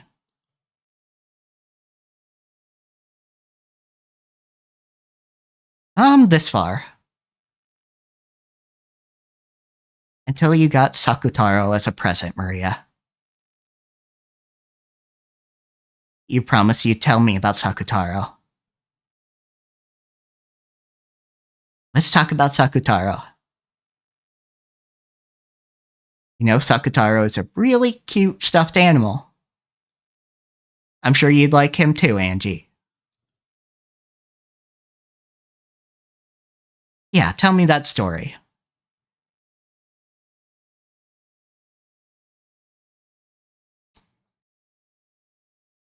The only time I can relax at school is when I'm listening to your stories during lunch break. I'll tell you about it. Sakataro was really when I looked at That's Maria. also childlike. It was like cutting yourself off and just going, Oh yeah, just like absolutely. that in that exact way. Yeah. When I looked at Maria, who was really in a good mood, it made my heart feel warm as well. I listened to her tale, I began to get absorbed into her world.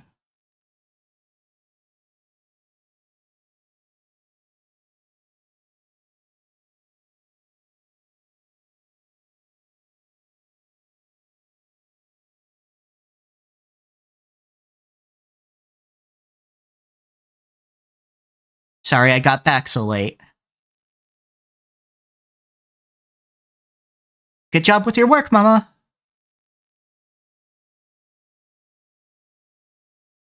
I know you're busy, so even though you were late, I waited without crying. I was good and waited watching TV. Yes, you're such a good girl, Maria.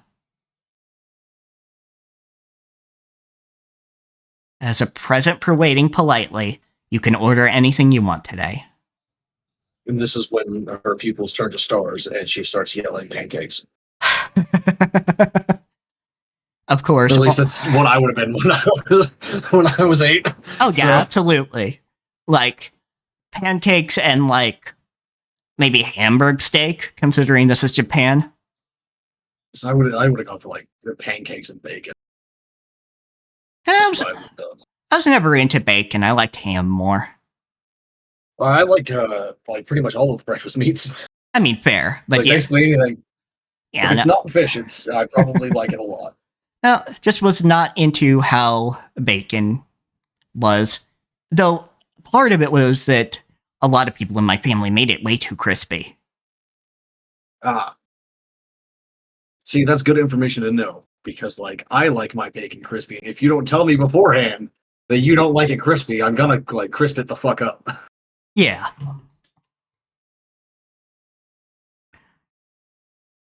Just spoilers for everyone listening. I do keep lists in my head of preferred foods people that I talk to, just in case I ever like get occasion to cook for them. Nice. Yeah, like I have a list of like allergies and things that like certain people can't. I am admittedly very easy to cook for. All the other breakfast meats, I will eat any way you make it. Right on. Of course, only as much as you can eat, okay? Oh, let's see what that word said. I made brown sugar and red pepper flake candied bacon this past weekend. Shit was banging. Fuck yeah. Yeah, very good bed words. But yeah, also, only No, as much fuck as... you. Fuck yeah. Yeah, fuck yeah. Okay. God damn it, captioner. Don't make me have to be even like more of an asshole than I already am. Shit. Of course, I don't want to only... give any help in that department. It's only as much as you can eat, okay? And yeah, that's also a thing you would have to remind a child. Yeah, my eyes would be bigger than my stomach. A lot. No, like you just like fucking put it in a fucking takeaway, right? Yeah, I mean, obviously, yeah, just put it in a fucking takeaway Eat it container. later.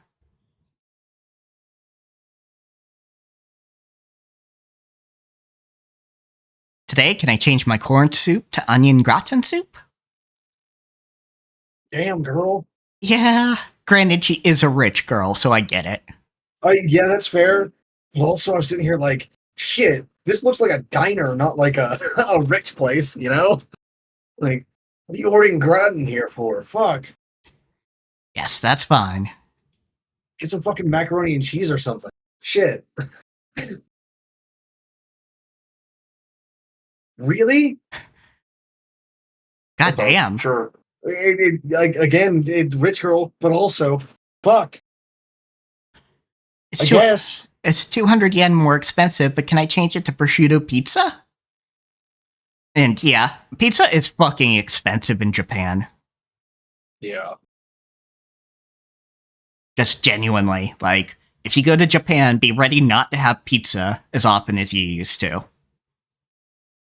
Probably not very good, and that's not like a knock on Japan, but it's also like it's the same way that like burgers aren't going to be any good in like England, you know? Yeah, yeah. Is it like maybe it's good to the people there, but like it's a different type of that thing Yeah, it's also that kind you're of used to. yeah, and also it's kind of on the higher end where you'll get something that's good. Yeah.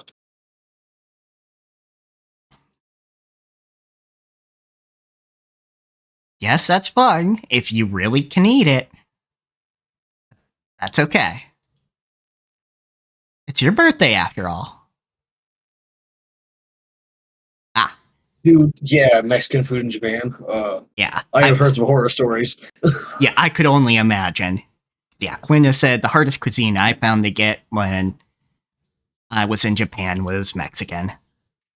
Which, yeah, absolutely. I can definitely see that.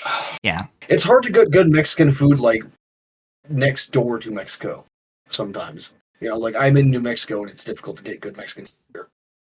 And like I Yeah. explained it last stream, but it's because like anyone that actually knows how to make good Mexican food is making it for themselves at their house and not opening a fucking restaurant, right? Yeah. Or a food truck or whatever. So the only food trucks or restaurants that you get that are Mexican food are the really shitty things that like the oil field workers eat, you know? Yeah. That they don't care how it tastes, they just want food.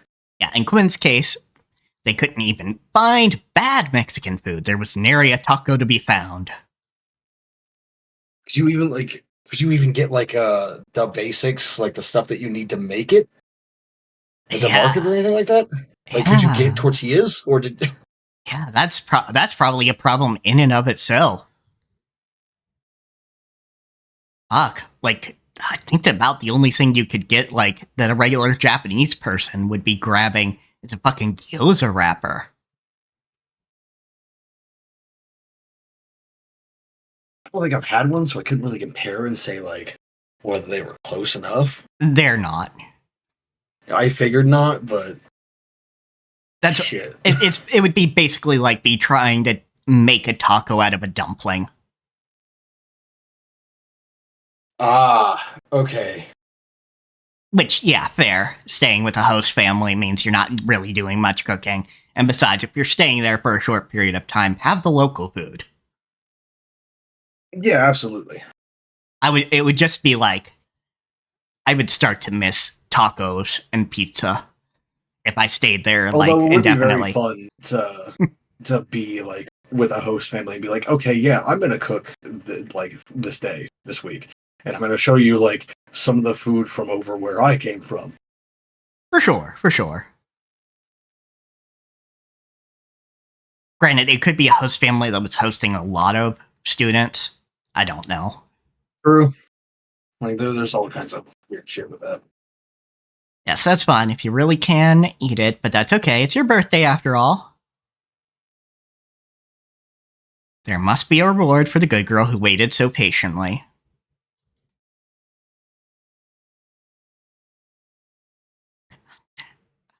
Now you're Enchilada talking. cheesecake?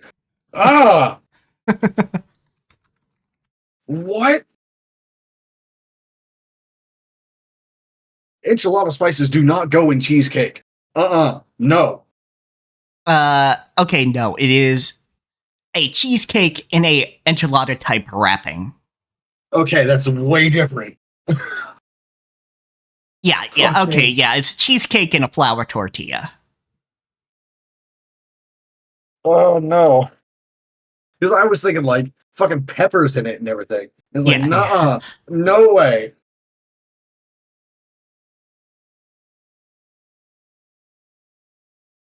That is uncanny timing on that. For fuck's sake.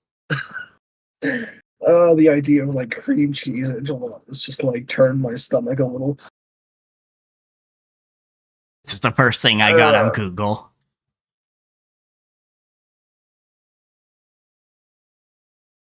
So, Okay, pumpkin spice cheesecake burrito does sound nice. Yeah, that's just like a cheesecake swirl sort of. yeah, it's just a Of course, it's cheesecake like with a tortilla instead of like a Yeah. swirl like cake bread. But Yeah, So, yeah, it'd be fine. Yeah, that's completely fine. That is absolutely all right. I don't know though. Like a flour tortilla is kind of like thick, A little like bit. dense, not thick, but dense Yeah. for that sort of thing. Like you want. Yeah, I guess like it could. I would try it, but I definitely don't think that I would prefer it over like a typical cheesecake swirl or whatever the fuck you call it, swirl cake. Yeah. But yeah, I would definitely try that. But like, I'll try anything that's cheesecake as long as it's not what I originally thought enchilada cheesecake was. That's fair. Because, yeah, I mean, thankfully, I was thinking what the correct one was. Because I've never even heard of enchilada cheesecake before. So like, my first thought was just like fucking cheesecake spice or not cheesecake spices. There's no enchilada spices and like fucking peppers and shit like stuck in the cheesecake and yeah. Yeah, no, that would be bad. and then the chef's choice fruit salad and kids' French fries. Yeah, you're doing that eyes bigger than your stomach thing. Yeah, now she's definitely getting. I want to drink melon soda too. I'm a good girl. I'm a good I do girl. kind of want like melon juice now. Uh, Mm-hmm. shit. Mama praised me.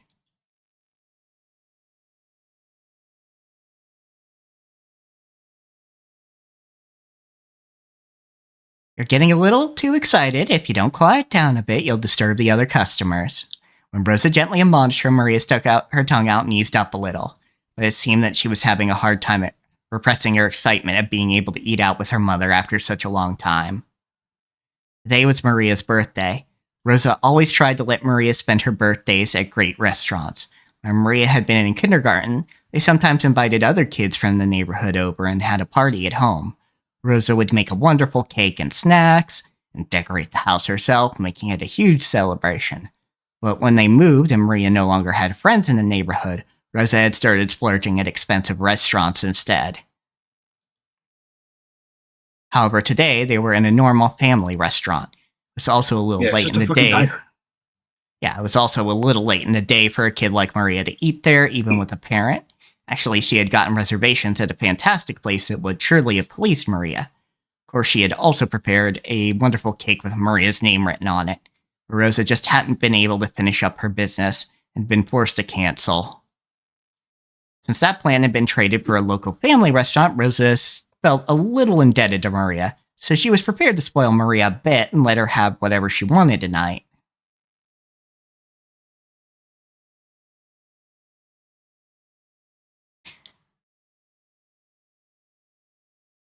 I assume this is still Yeah, backstory like stuff? she's in her school uniform. Yeah, She's still in her uniform. So yeah. You never used to eat much, did you, Maria? Was it really all right to order that much?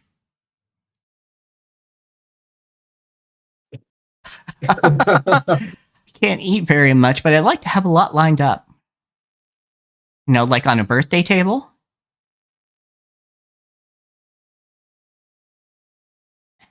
If it's colored all over with red and blue and green and yellow, it makes you really happy.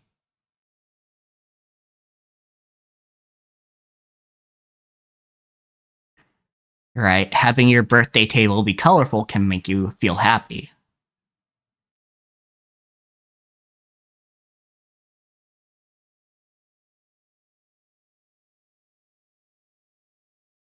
Birthdays at my place were no match for yours, Maria, but the cakes we bought at the Fumiya store in front of the station were always gorgeous.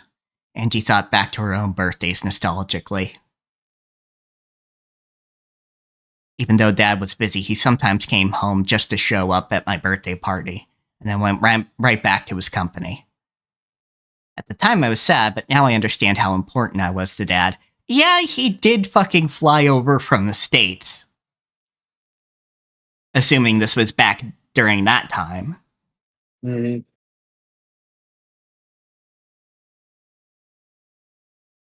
Yep, I agree, Quinn. It is interesting that Maria is 9 years old because that's when she died, but Angie still treats her like an older sister. Yeah, and I think Angie, like herself, actually commented on that as well. Yep, she did a little bit ago, yeah. Of course, Mom also took very good care of me. In particular, her birthday presents were always in excellent taste, and she sometimes arranged for them several months in advance. Even though we When you're wealthy, that's what you get to do. Yeah, even though we always sent an invitation to Battler, he didn't get along with Dad or something, so he kept not coming. So when he did come, I was really happy. The birthday parties when the whole 4-person family gathered made for fun memories that I'll never forget.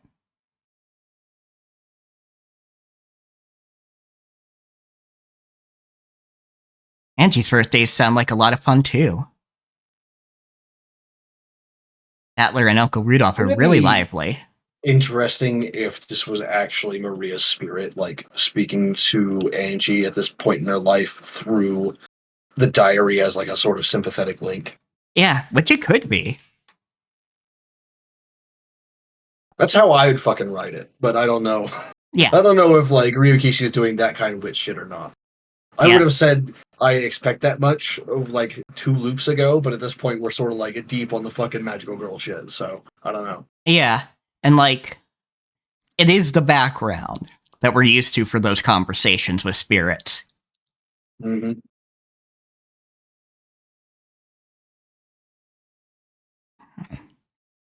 Battler got covered in cola. Maria peeked into my happy memory. I sat quietly wearing the origami helmet that Dad had made for fun. I was a little embarrassed. In my hands was a paper gun that Battler had make folded for origami me. helmets? Holy shit, dude. Fucking, apparently Rudolph wasn't the worst dad in the world, at least to a little kid. In my hand was a paper gun that Battler had folded for me. Mom was And honestly, taking like a his commemorative trouble with photo. fucking Battler might be a result of Kiri's trouble with Usumu. Yeah, it seems all linked back to Isumu.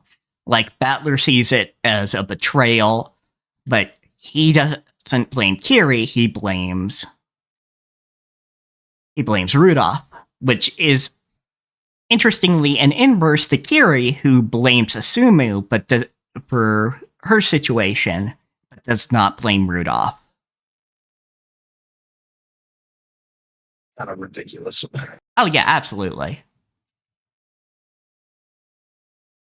It was the happiest moment of my life. But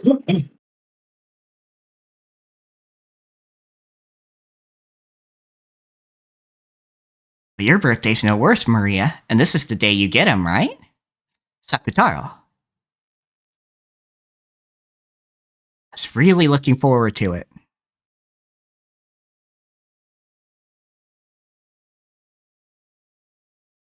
I got so excited wondering when Mama would show me the wrapped present in the corner of her bag. Sakutaro is the name of a stuffed animal that Maria was to receive that day. For quite some time before then, Aunt Rosa had been making a stuffed animal to give Maria as a present today. Hearing that it was a cute lion stuffed animal, Maria had already given it the name Sakutaro, even though she hadn't received it yet. Today she was looking forward to meeting Sakutaro, even more than her own birthday. Aunt Rosa ran a clothing design company. Seemed to be some kind of brand name. What was it? Auntie Rosa?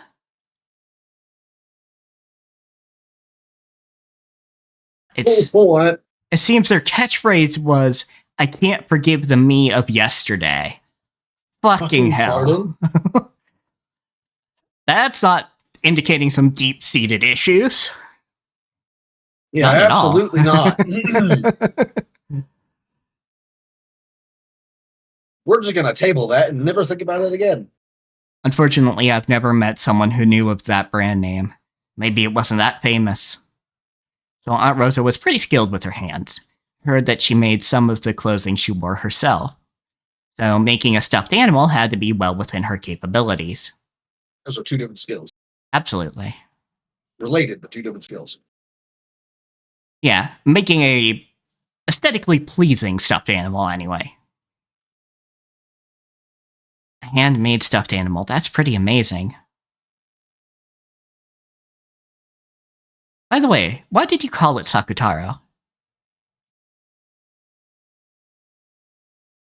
Actually wanted to call it Sakura. But it's a male lion, so she told me to give it a boy's name. Fuck that, Rosa.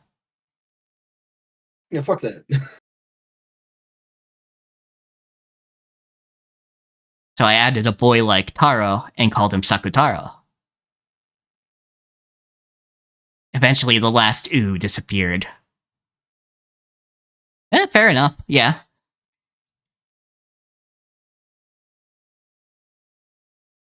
Why Sakura? The main character in Card Master Sakura. Of Yeah. course. Yep, she's in on some magical girl shit. That's a deep cut too, because I remember watching that when I was a kid. It was the name of the main character in a TV anime that was popular at the time.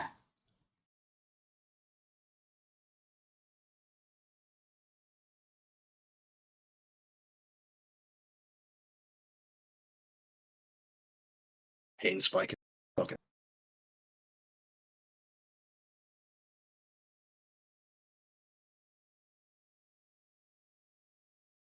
Yeah. Yeah, Cardcaptor Sakura came out in 1996. I was gonna say, I kind of had a feeling it was not a 1980s anime. Yeah. When was the published? Nope, that was also after. Huh. I don't know. The fact that she'd simply borrowed the name of a character she liked was, how should I say it, as innocent and cute as you'd expect from someone that age.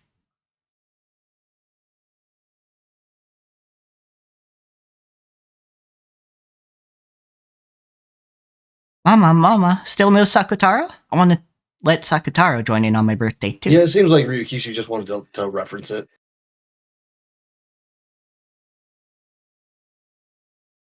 Presents always come at the end, right? If you open it now, but it'll get dirty. That's what stuffed animals are for, but anyway. Hold on until the meal is over. I absolutely understand that impulse, Quinn, because like I also write this sort of like sometimes you just stick in the reference, regardless of whether it makes sense or not. Yeah, just sometimes you fucking do. However, lately I've been trying to actually like match it with the chronology of what's going on. Then I'll finish eating quickly. Yeah, it's not really a period piece. Anyway. Yeah, I just mean like, for example, Gwyneth is never going to reference anything that happens after 2014. Oh, right? yeah, absolutely. Like, yeah. Because she fucking died in 2014. She's not here anymore. Yeah, absolutely. Like, stuff like that. But I'm just saying, like, as far as Umineko is not a period piece. Like, what year it took place in doesn't entirely matter. Were there any magical girl things in like the 1980s? 1980s magical girl shit. 1962 was the first. That was the first one. Mitsu no Ako. Yeah. And with a concept inspired by the American sitcom Bewitched, like I brought up before. Mm-hmm.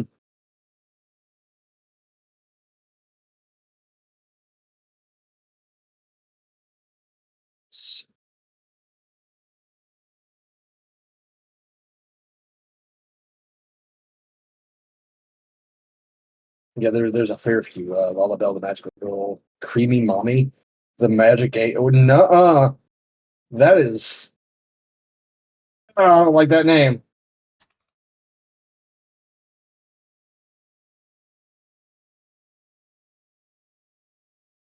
It doesn't. Like, it wasn't meant.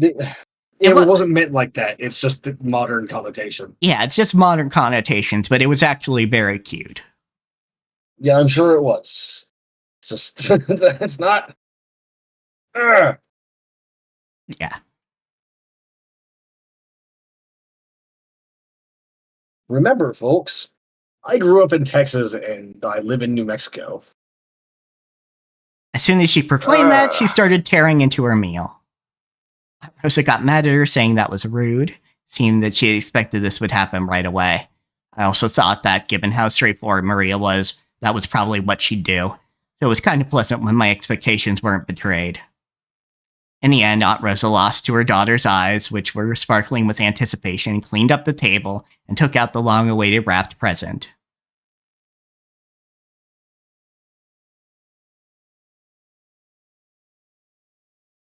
I wasn't able to spend much time on it, so I couldn't make it very well. Oh, calm down. It's a stuffed animal you made her. She's gonna fucking love it.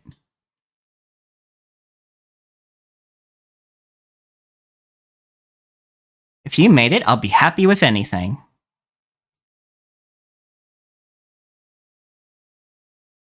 Aunt Rosa spoke a bit humbly, but Maria was happy even before opening the wrapping. I could really understand that feeling. It's not a problem of quality. Just the fact that it was a handmade present was more pleasing than anything. No wonder this fucking like company that made all these magical girl things like looks familiar to me. They also did Bleach, Tokyo Ghoul, Yu Yu Hakusho, Black Yeah, Clover, absolutely. Ghost Stories. Yep. I was like, yes, no wonder I recognize this one. Can I open it? Can I open it?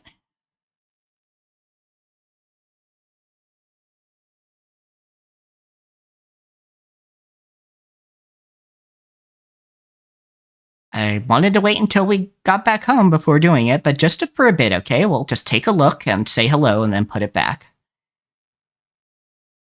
You can give him a proper greeting once we get home. We're in public, so you can't pull around, okay? Can you promise? I'm telling a kid, like, a fucking 6 or 7-year-old, or however old she was, if it was her 9th birthday, whatever, telling a little kid to behave herself and not fool around. A The child. new toy that she's getting on her fucking birthday. Yeah. Promise, promise. So, can I open it? Can I open it? Mama? Yes, yes, just for a bit, okay? Yay. Star. Yay. Before Aunt Rosa finished talking, Maria started unwrapping it.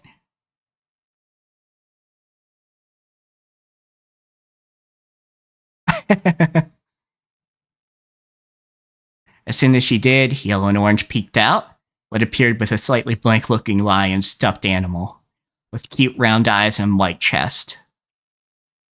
His snout looks like a mustache. It does. It was about the size of a small pillow. It looked pretty big next to someone as short as Maria, but it probably wasn't that large. From the perspective of someone, The legend. it would probably look like something cheap bought from a department store or something. But to Maria, it was her mother's handmade stuffed animal, the only one of its kind in the world and irreplaceable. A boy.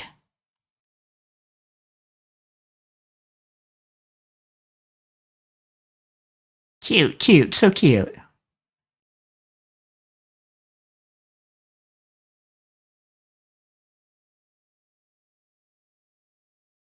Thank you, Mama. Thank you, Mama. Thank you so much for making such a cute stuffed animal, even though you're so busy with work.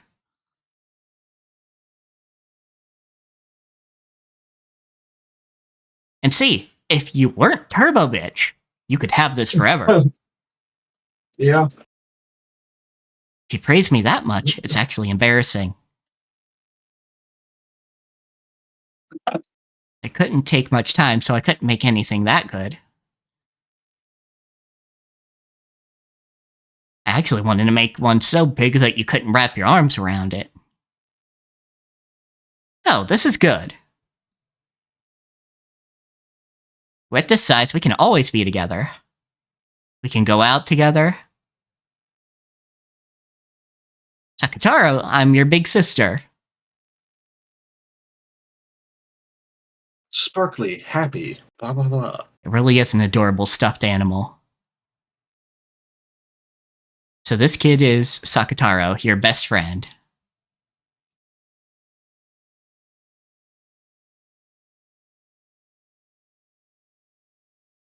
We can't go to school together, but me and my best friend are always together at home.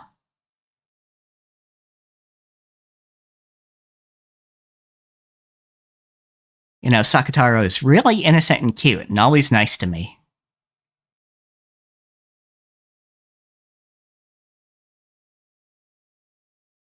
He supports me when I'm feeling down and plays a lot with me when I'm feeling good. Calling it now, the first familiar that Maria has as a witch in the future is like an animated Sakataro. That would be very nice. How realistic and like burly ass lion the familiar is up to interpretation, but at some point there is an animated lion. So I'm never lonely anymore.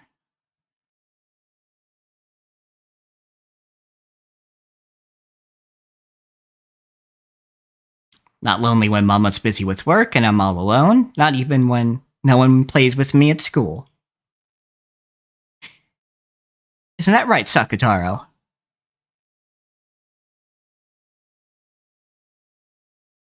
At school, Maria had lived in the same kind of environment as I did. Compared to the other kids in her class, Maria's tempo was always a little slow. Her sensibilities and ways of viewing things were a little peculiar and a little too idiosyncratic for her to blend in. Her grades were low as well, and since she was talkative about everything related to the occult, her specialty, she was treated like a weirdo by everyone else in class. If you were touched by Maria, you'd be cursed, stuff like that. Apparently, everyone in her class acted like she was disgusting, made fun of her, and avoided her. Fuck. If a boy bumped into Maria, he'd start rubbing at that part against the other boys as if he'd gotten some scum on him. They'd pick up her stuff like it was something filthy and chase the other boys around with it. Seemed like the girls thought even speaking to her was unpleasant, so they ignored her all the time, only giggling and sneering at her whenever she made a mistake.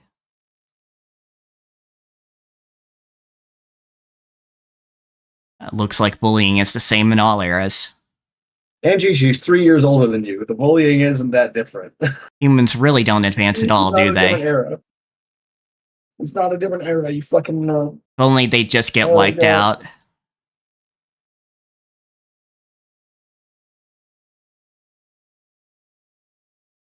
I'm sad when I'm bullied, but I think it can't be helped. It can't be helped?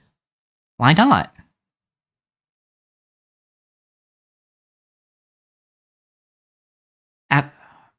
Who the fuck told you that, and where can I kill them? Yeah, first off, who the fuck told you that? Secondly, where do they live? I just want to talk to them. After all, there's a rule that says every class has to have a single bullied kid.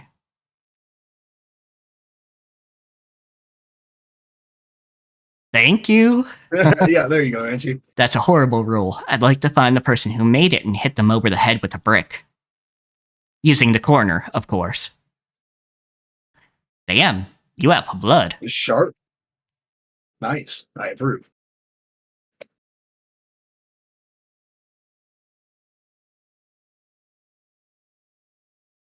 This is how you know Maria's actually just like a nice kid, no matter how weird she acts when she goes into witch mode, right? Yeah, like she's absolutely like. Granted, this is, if she wasn't told this by another person, this is 100% coping.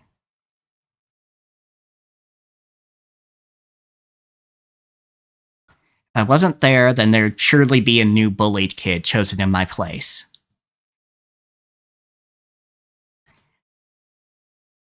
By staying strong, I can protect that kid.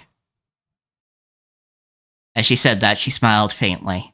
Maria's way of thinking really is unusual. According to her, from the beginning, a witch had resided in that place called a school. No, she says that any place where a lot of people gather will have a witch residing there. The witch tries to steal the students' souls through the death by disease or accident. Apparently, she sometimes also corrupts those souls, leading them down that path of evil. She says that an angel came, not content to let that continue.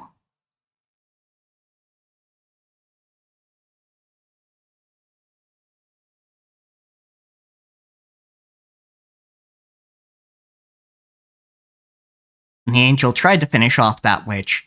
The witch was powerful, and the fight took 7 days and 7 nights, but even then, it still wasn't over. Mm. The tired out witch asked for a truce and proposed this.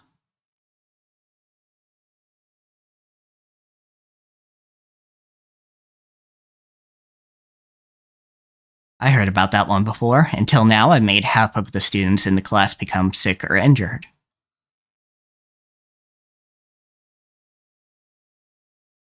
But in exchange, I protected the remaining half of the students from sickness and injury.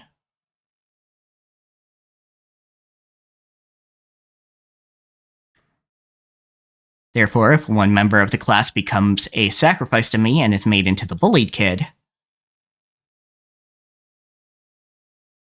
I shall protect all of the other students from sickness and injury.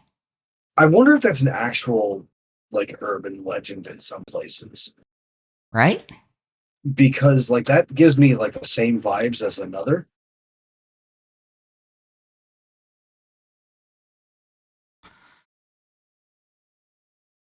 Rather than half and half sort of deal, like, it's the same vibe as, like, there's always one in the Yeah. class that you have to ignore or bully. Yeah, something like that. Which is, I don't know. If I saw more examples of it, I might be able to say that, hey, this might actually be a thing. But with two, like, one, someone might have just fucking, like, took inspiration from the other, right? Yeah. The angel thought about it, compared to half the class meeting with misfortune. Having only one person be unfortunate would be much better.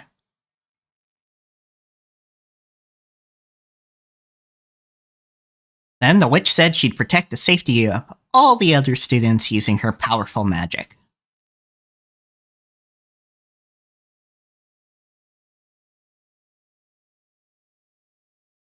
There are 40 students in a class, and the 20 victims are reduced to 1. Then 19 people are saved. Fucking class, though.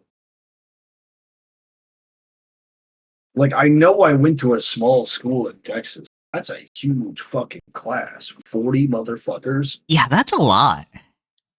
That's a lot of people in one room. It's actually a reasonable proposal. I wonder if there's some theme behind this fairy tale. If it's a creation by Maria, a 9-year-old girl, that'd be pretty impressive.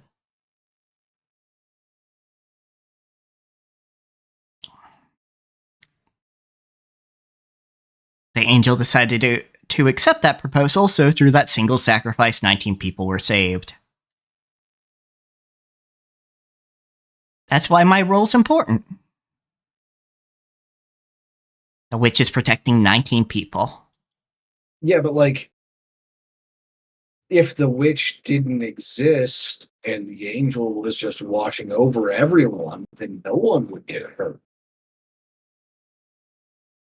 Because we become sacrifices, well, I don't remember ever being thanked by those 19 people. Maria's idea was too compassionate. Both of us are suffering from a very similar type of misfortune, and yet maybe a small difference in our way of thinking changes how peaceful our hearts are. No, get fucking angry. So, you aren't sad, Maria?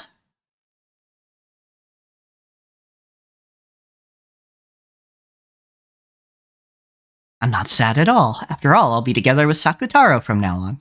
Right? Sakutaro? If I can be with Maria, I'll be happy too. Look, Sakutaro says he's happy too. Maria hugged the Sakutaro stuffed animal, playing both sides of the conversation herself. I don't understand it, but that's exactly why I want to reach Maria's level. So I was intensely drawn to her tale and her words. Like, imagine if someone had 20 fucking hostages and, like, when the police showed up, they were like, "Yeah, I'll free 19 of them, but I'll keep this one." And then like, you guys just won't ever like touch me ever again, but I'll keep this one person. And the police were just like, "Yeah, sure, whatever. That works for us." Like that's what this is like. Yeah, No, 100%. motherfucker. The witch is the person like doing the evil in the first place. Get him out of there. Yeah, no, this is 100% coping. Oh. Angie, is it tough because you're all alone? Like, talking about an ideal world.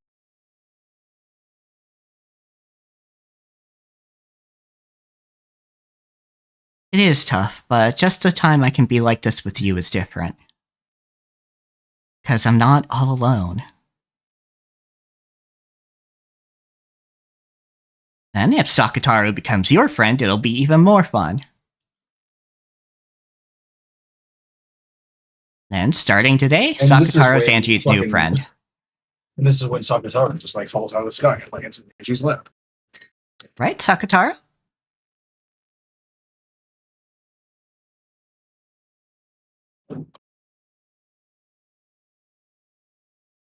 And Angie's friend? Skillfully moving the stuffed animal like it was a puppet, Maria expressed Sakataru's emotions. She was controlling him, but the charming way he waved his short hand and cocked his head to the side made it feel like he really was a new friend called Sakataru. Of course, looking at it with cold eyes, it would only appear that Maria was comforting me when I was grumpy, but a soul had definitely been sent into that stuffed animal. The soul of Maria's love.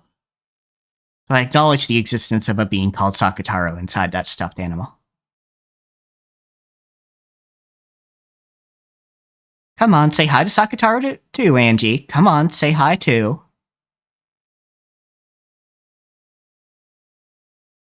Is Angie a scary person? As Sakataru timidly looked at me, he unexpectedly met my gaze and hid behind Maria's back in surprise. Alright, you keep narrating. I'm gonna go to the bathroom quick. Alright. Maria really is good at playing with stuffed animals. Actually, it's gonna take me a minute to get up. Yep. You're okay, Phoenix. Lay back down. You're fine, buddy. It's okay, Sakataru. Angie isn't scary. She's really a nice girl. Hello, I'm Sakataru. Pleased to meet you, Sakataru. I'm Angie. I'm glad to have a new friend. I held out my hand as though asking for a handshake. Sakataru's short hand was stuck out towards me, lightly touching my index finger. After all, when a human and a stuffed animal shake hands, their sizes are too different. This greeting by touching each other's finger was our handshake.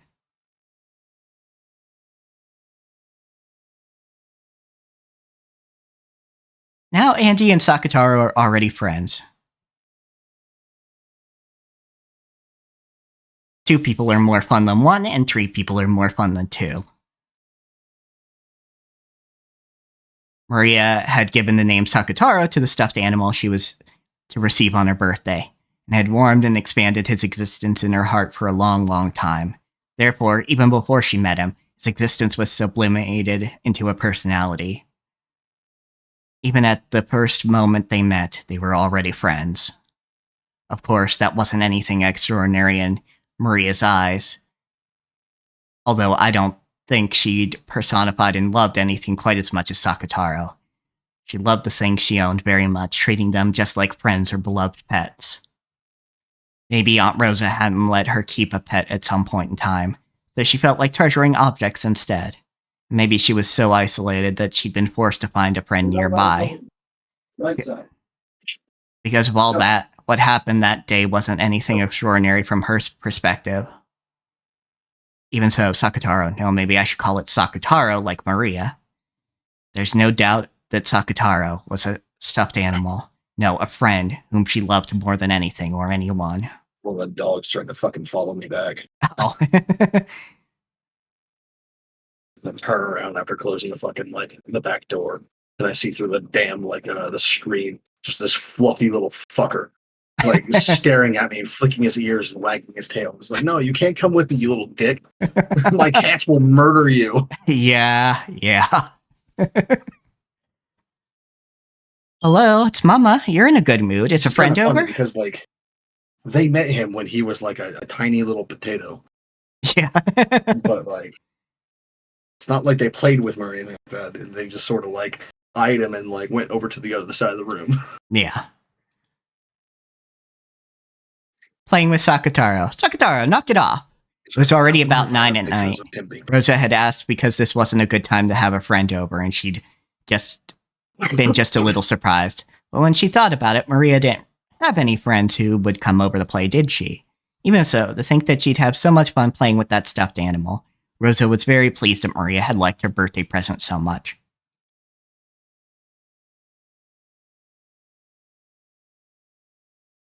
Sorry, Mama just can't get her work finished tonight.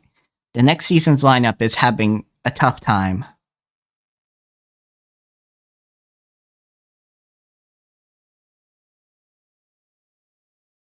It looks like we're finally starting to get orders bit by bit, and I want to somehow give it a bit more impact so we can answer to their expectations. So you're spending the night? Sure, okay. Do your best, Mama. Really? Thank you, Maria. Thanks for being understanding about Mama's work. Rosa was surprised that Maria had accepted so easily that she wouldn't be able to come home from work. Rosa having to tell Maria that she'd be coming home late or staying overnight was a huge burden. Maria would start crying about how lonely she was on the other end of the phone, and it took a lot of time and effort to calm her down. To think that Maria would accept it in such high spirits. Is this also thanks to Sakutaro? Rosa was once again pleased that she had given her daughter such a good present. I'll make sure I come back this time tomorrow. Let's eat dinner together then. You haven't eaten dinner yet, have you, Maria? Buy a bento at the convenience store and eat it. No sweets and no soda. I'll check the receipt and the change, understand? Shopping with Sakutaro! Shopping with Sakutaro! Hey, not Sakutaro, have him watch over the house. From Maria's manner of speech, Rosa got the feeling that Maria might have gone shopping with that stuffed animal without her knowing about it. Rosa's forehead creased, and after sourly saying that Maria definitely mustn't do that, she hung up.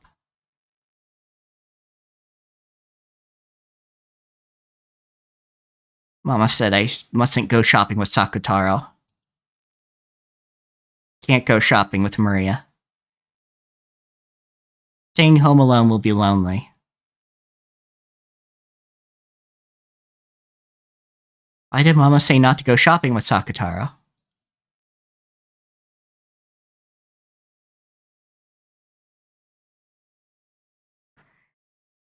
Oof. That's probably the reason. The fact she's personifying it and having the stuffed animal say it. I'm sure that if Maria was seen with me, it would be embarrassing. Embarrassing? Why? Mama says not to take me outside a lot.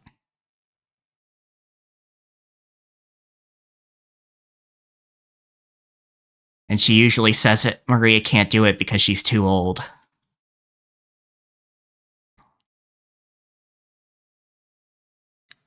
Man, fuck that. I had like stuffed animals until I was like 20. Yeah. And like the only reason I don't have them anymore is because I gave them away to people I was dating. Fair enough. But I'm not embarrassed at all to be with Sakutaro, right? Alright, I cannot find a picture of the potato. I'm a lion, but I'm a stuffed animal. You're a lion and a stuffed animal, but you're my friend. So let's go out together. Just when Mama isn't around, it's a secret. You aren't saying that you're embarrassed, are you?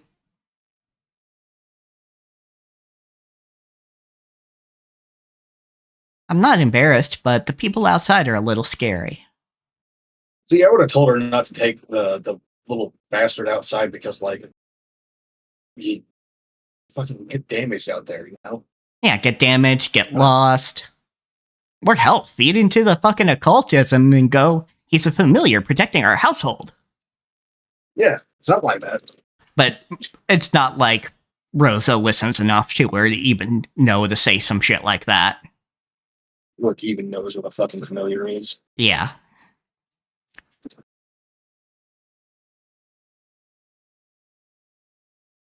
My cats are my familiars. Mm-hmm. Is that it? Yes. Then I'll make it so that you can go outside without being scared. Heard Sure, that buddy. one. Yeah. Oh. There you go. Hi, fat boy. Leave it to me. I've got something that's really useful. Maria started fishing around her messy room. I kind of want those pigs.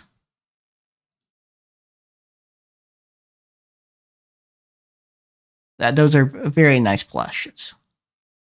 The last stuffed animal I had was a fucking turtle or a tortoise or something like that. It's like I think it was supposed to be a sea turtle. I don't remember because I bought it when I was like fucking 10. Yeah. SeaWorld or some shit like that. Fair And, enough. I just kept it for like 10 years. Maria started Maybe go fishing figures. around her messy room. Rosa often told her to clean it up, but Maria apparently didn't like doing it. Like a mood. However, Maria herself knew more or less where everything was. So much so that if it were to be cleaned up, she would have trouble finding where anything was. Mood. Here it is. Hey, look, Sakatara. Knapsack. Maria proudly held it up high. Sakatara looked at the knapsack, which was gaping open, squirming as though, "Are you serious?" Maria, you aren't saying...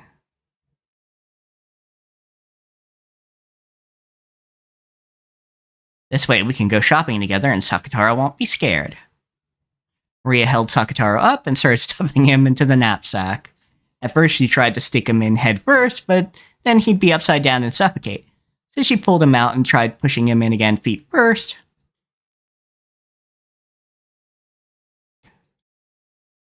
Tight, cramped, dark.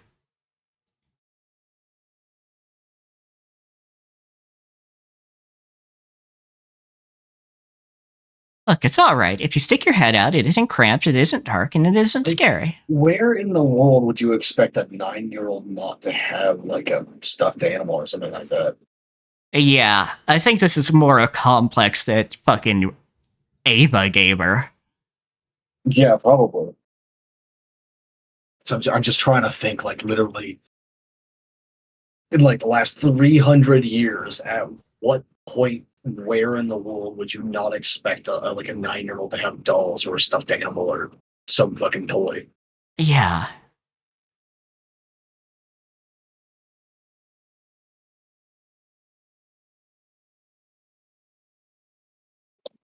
His puppets were like very popular for over 1,000 years in Europe. Yeah, absolutely.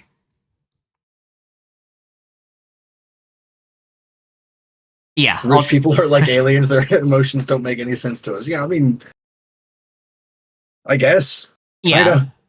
And she's still human.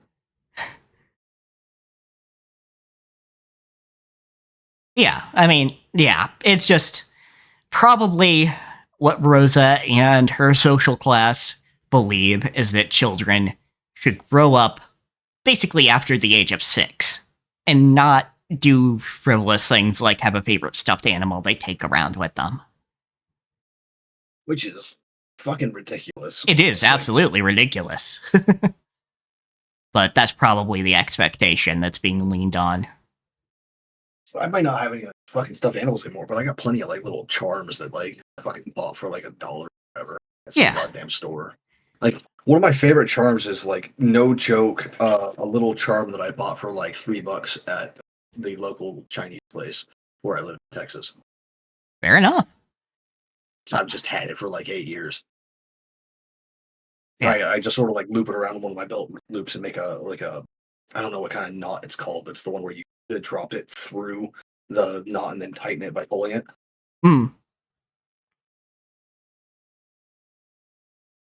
Yeah, look, it's alright. If you stick your head out, it isn't cramped, it isn't dark, and it isn't scary, and it's a good view.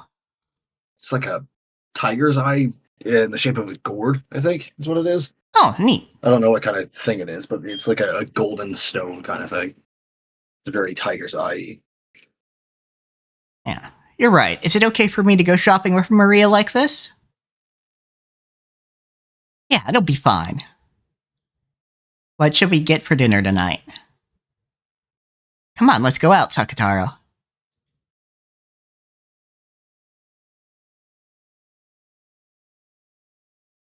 Looks like you're having fun, Maria.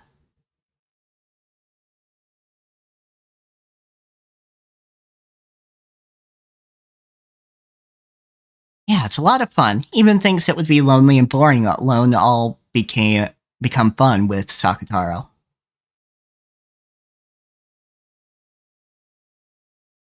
Any human friend would have to go home when it gets late. But Sakataro doesn't go home, so we can be together all the time. He'll watch TV with me, be together even in the futon, and even hold my hand on scary nights when there's thunder. He'll chase away the monsters in the closet and under the bed. Sakataro is reliable.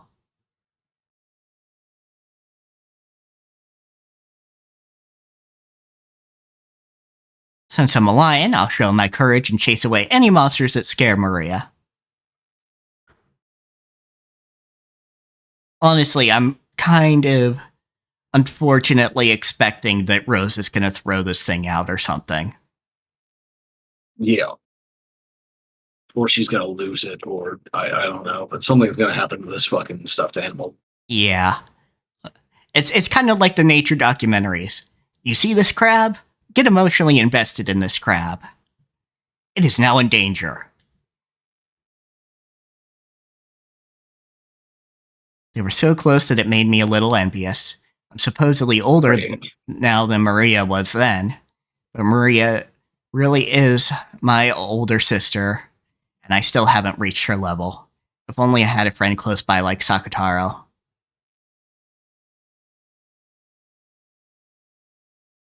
Sakataro and I are close friends, right?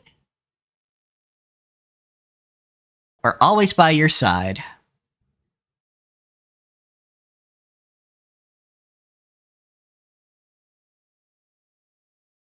It's just that your magic is weak, so you can't perceive us unless you open my diary like this.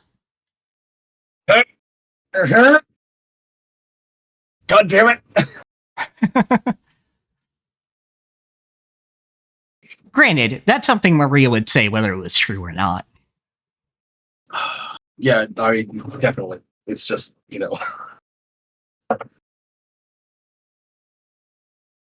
Perceive? You know some pretty difficult words, Maria.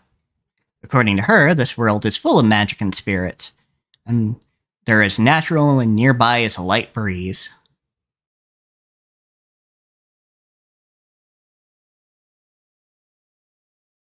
You don't normally notice or see the wind, but when incense smoke or something draws trails, you can see it, right?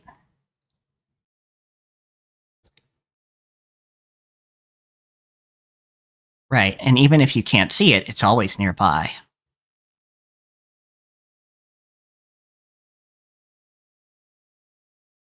That's it. We're always really close by to you, Angie. Gods and spirits and guardian spirits are always right next to us. But if you aren't conscious of them, you can't feel their existence. Like wind that can't be seen with the eyes.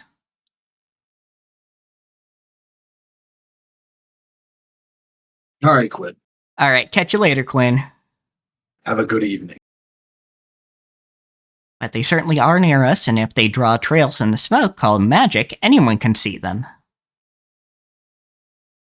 I thought I'd only be able to meet Maria while this diary was open, but for what she says, she's always with me, and I can meet her at any time if I truly desire to.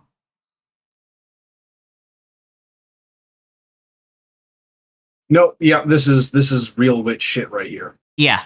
The Also, fact she even knows the word fragment in that sort of like capital proper F. noun way. Yeah. Fuck. That also makes me worry something's going to happen to the book. Yeah. Along with a record of my life, I left a fragment of my own soul in my diary. So the power of my I magic wonder if resides that's in this how diary. she wrote the fucking plea at the end of the second loop. It might be, yeah. Like she left a fragment of herself in the book, so it's like. But it's very faint, so only you can feel it. Only I can tell it's there?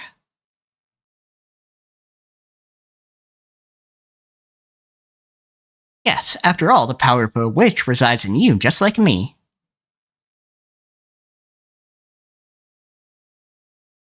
If you study hard, you too will definitely become a great witch in the future. A witch. I wonder if that'd be fun.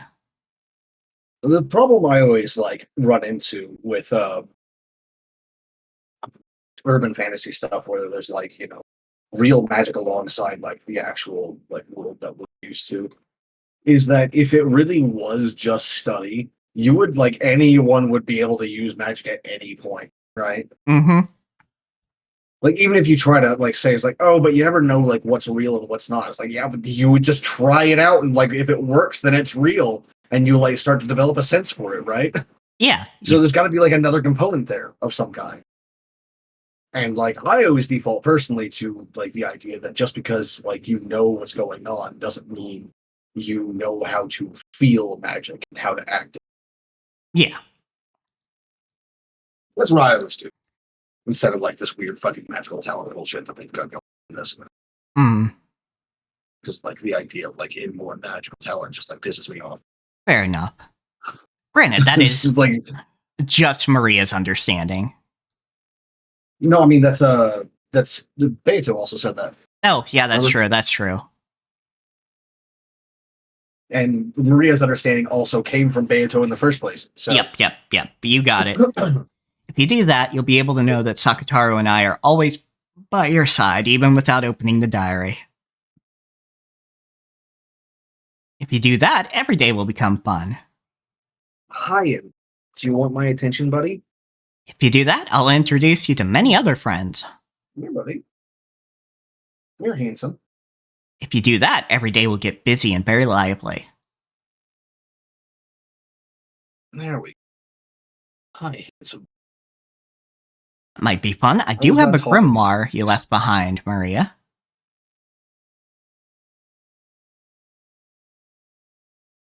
I'll try reading it seriously sometime soon.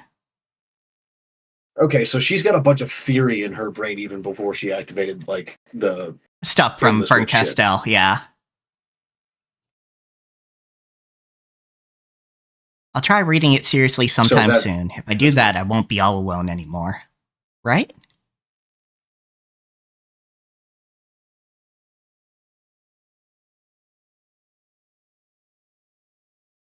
Maria didn't do that then. Yep. Either that or she's gotten some excellent ventriloquism skills on top of everything else. Yeah. Or Angie is on the real shit. Mm-hmm. She's like dosing herself over here. Maria and Sakataro said that at the same time, happy that I had developed an interest in the world of witches.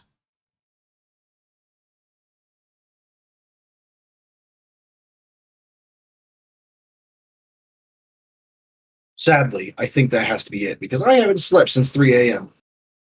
Alrighty, that is fine. Let me just. I think I did pretty good for like 4 hours then. Yeah, you did pretty good. So I got like 2 hours of sleep, and then I hadn't like.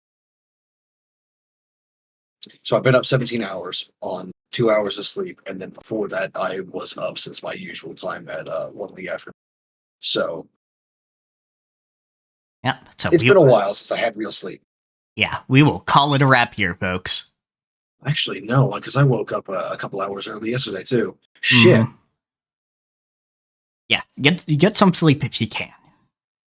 Yeah, I'm gonna have to. I need to stay up a couple more hours just to make sure that like I inch it forward a little bit more. Yeah. But